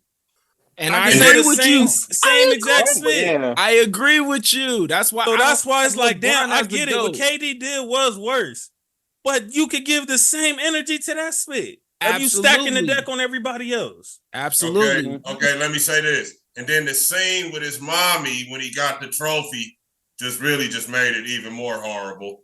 Okay. And then the Miami Heat went 47-35. The year before LeBron came. Get the fuck out of here with this. Ragu, what does that have to do with you adding What 3 does that All-Stars have- to a team? Bro, If you go 47-35 and add 3 top 10 players, that team won? isn't 47-35 anymore. It's like they that's went to simple math. They went to the finals and lost in 7 games.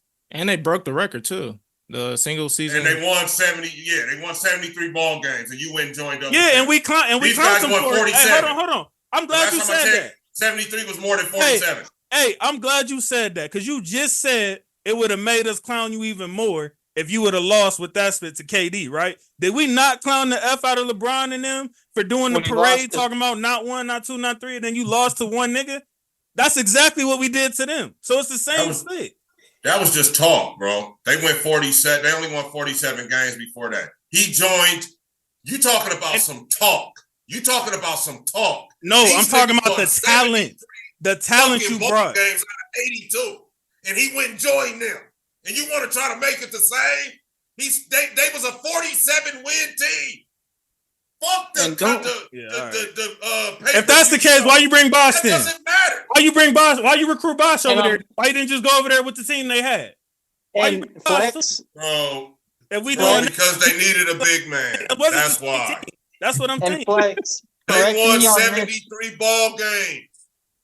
The year that That they has were nothing to do with first what I seed, just They won said. 73 ball I never games, said right? what KD didn't do wasn't some bullshit. So that I don't know why you bringing that up. It's not comparable to what LeBron did. That's why.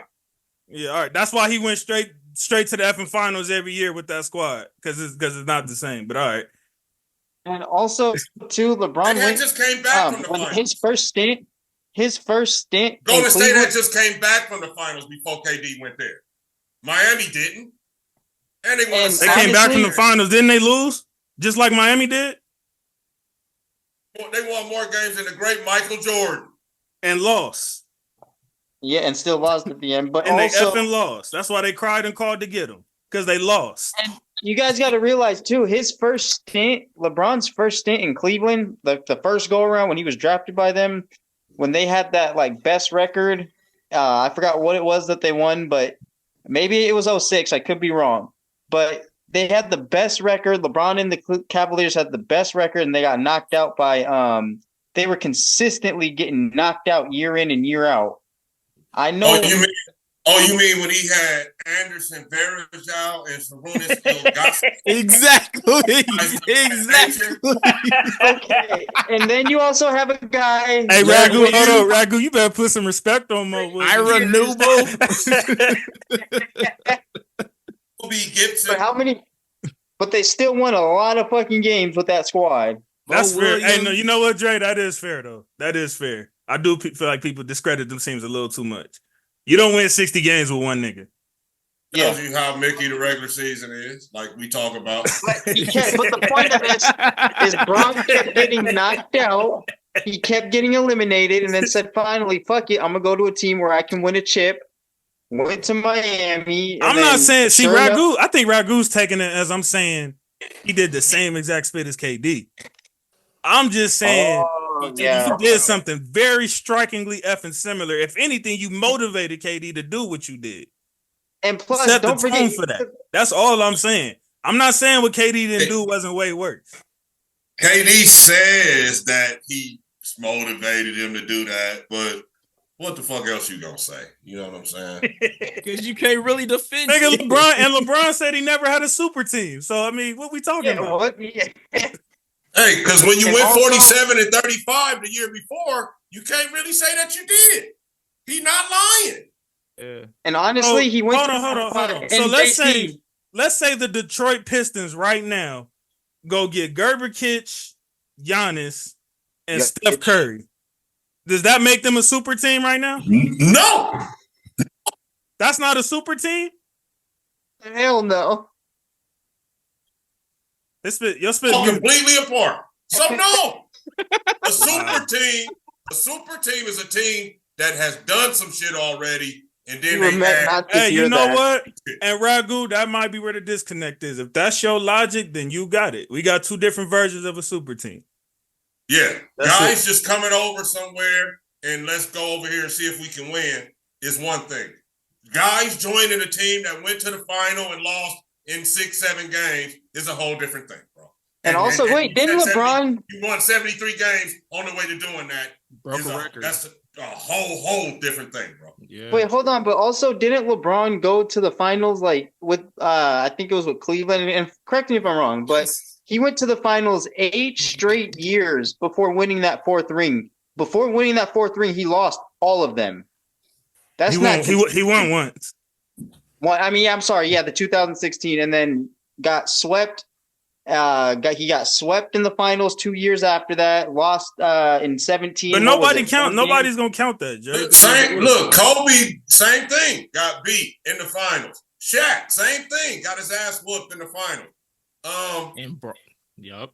Man, bro, KD, you just don't get it. You didn't get it, bro. You missed out. You fucked your shit off. You fucked your shit off. He would have had more respect for you if you would have stayed in Oklahoma and kept losing. That's Yep. effed up. Yep. Oh It's the my truth, God, though. no. It's the truth. Wait, hold up, Dragu, hold up. What about what's his face from the Raiders? Charles Woodson. When he left the Raiders for 1 year, went to Green Bay, which was the better decision, won the ring, and then came back. Was Green Bay the defending champion and had set records and shit before? Okay, stop. No, Thank you. But He just went and joined another team. They got on a run and won a Super Bowl. I'm gonna end it like this. Charles Woodson ain't got nothing to do with this. I'm gonna end it like this with my conspiracy. I think the real reason everybody was so mad at KD is because they knew Bron wasn't getting no rings during that tenure. Nah, That's I'm my gonna tell you why. Fuck no. I'll tell you what. I think that's my experience. conspiracy. I'll tell you how I have felt as a person that watched the NBA since the playoffs came on. Tape delay. Tape delay at 11:45 after the news went on. All right, that's how long I've been watching the NBA. I was mad that dude went and just joined that team that just set that record like that, bro. For the To ring, me, that though. was not. That was So let me ask you this: It if was they for would the have won, ring. if they would have It won was a cop 65 out. games instead of 73, does that change your A perspective? cop out. Perhaps. But look, let me say this too. The suffering ratings that they're having right now, that was the beginning of the end of it, right? That was the start of it right there. And not when LeBron went to Miami, it was that shit right there that dude did. And all he had to do, look, and I'm going to tell Kevin Durant right here, I know you watch, homeboy. We would have had more respect for you. And I don't care what you think. We don't care about your ring, bro. we would have had more respect for you had you been right now ringless, but stayed in OKC.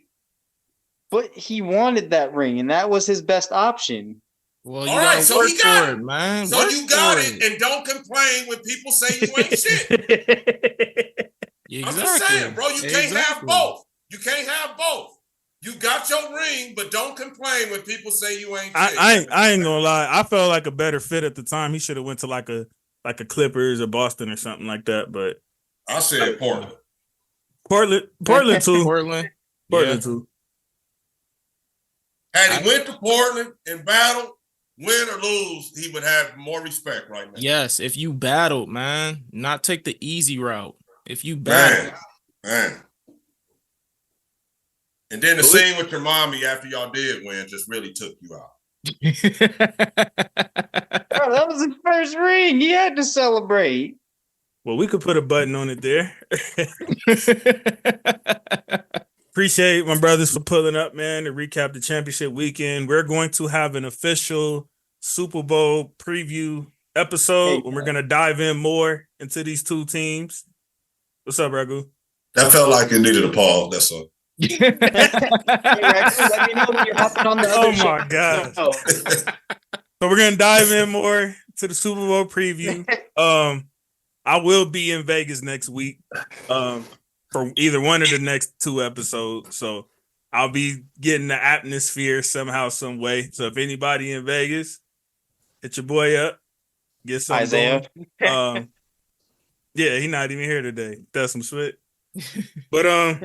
But yeah, man, thank y'all for tuning in the way y'all have been. Make sure y'all continue to like, share, comment, and subscribe so we can take this to the furthest extent. Make sure y'all check us out on all major directories from Apple Podcasts, Spotify, Pandora, YouTube. Just type in All Grind Sports Show. My brothers, Flex, Ragu, Dre, thank y'all once again, man. Thanks for having me, man. One game left, man. Let's go. And then it's off-season time. Absolutely. Go Lakers, go Rams, go Dodgers. Other show. Peace. See y'all later. Please, Niners. I mean, Chiefs.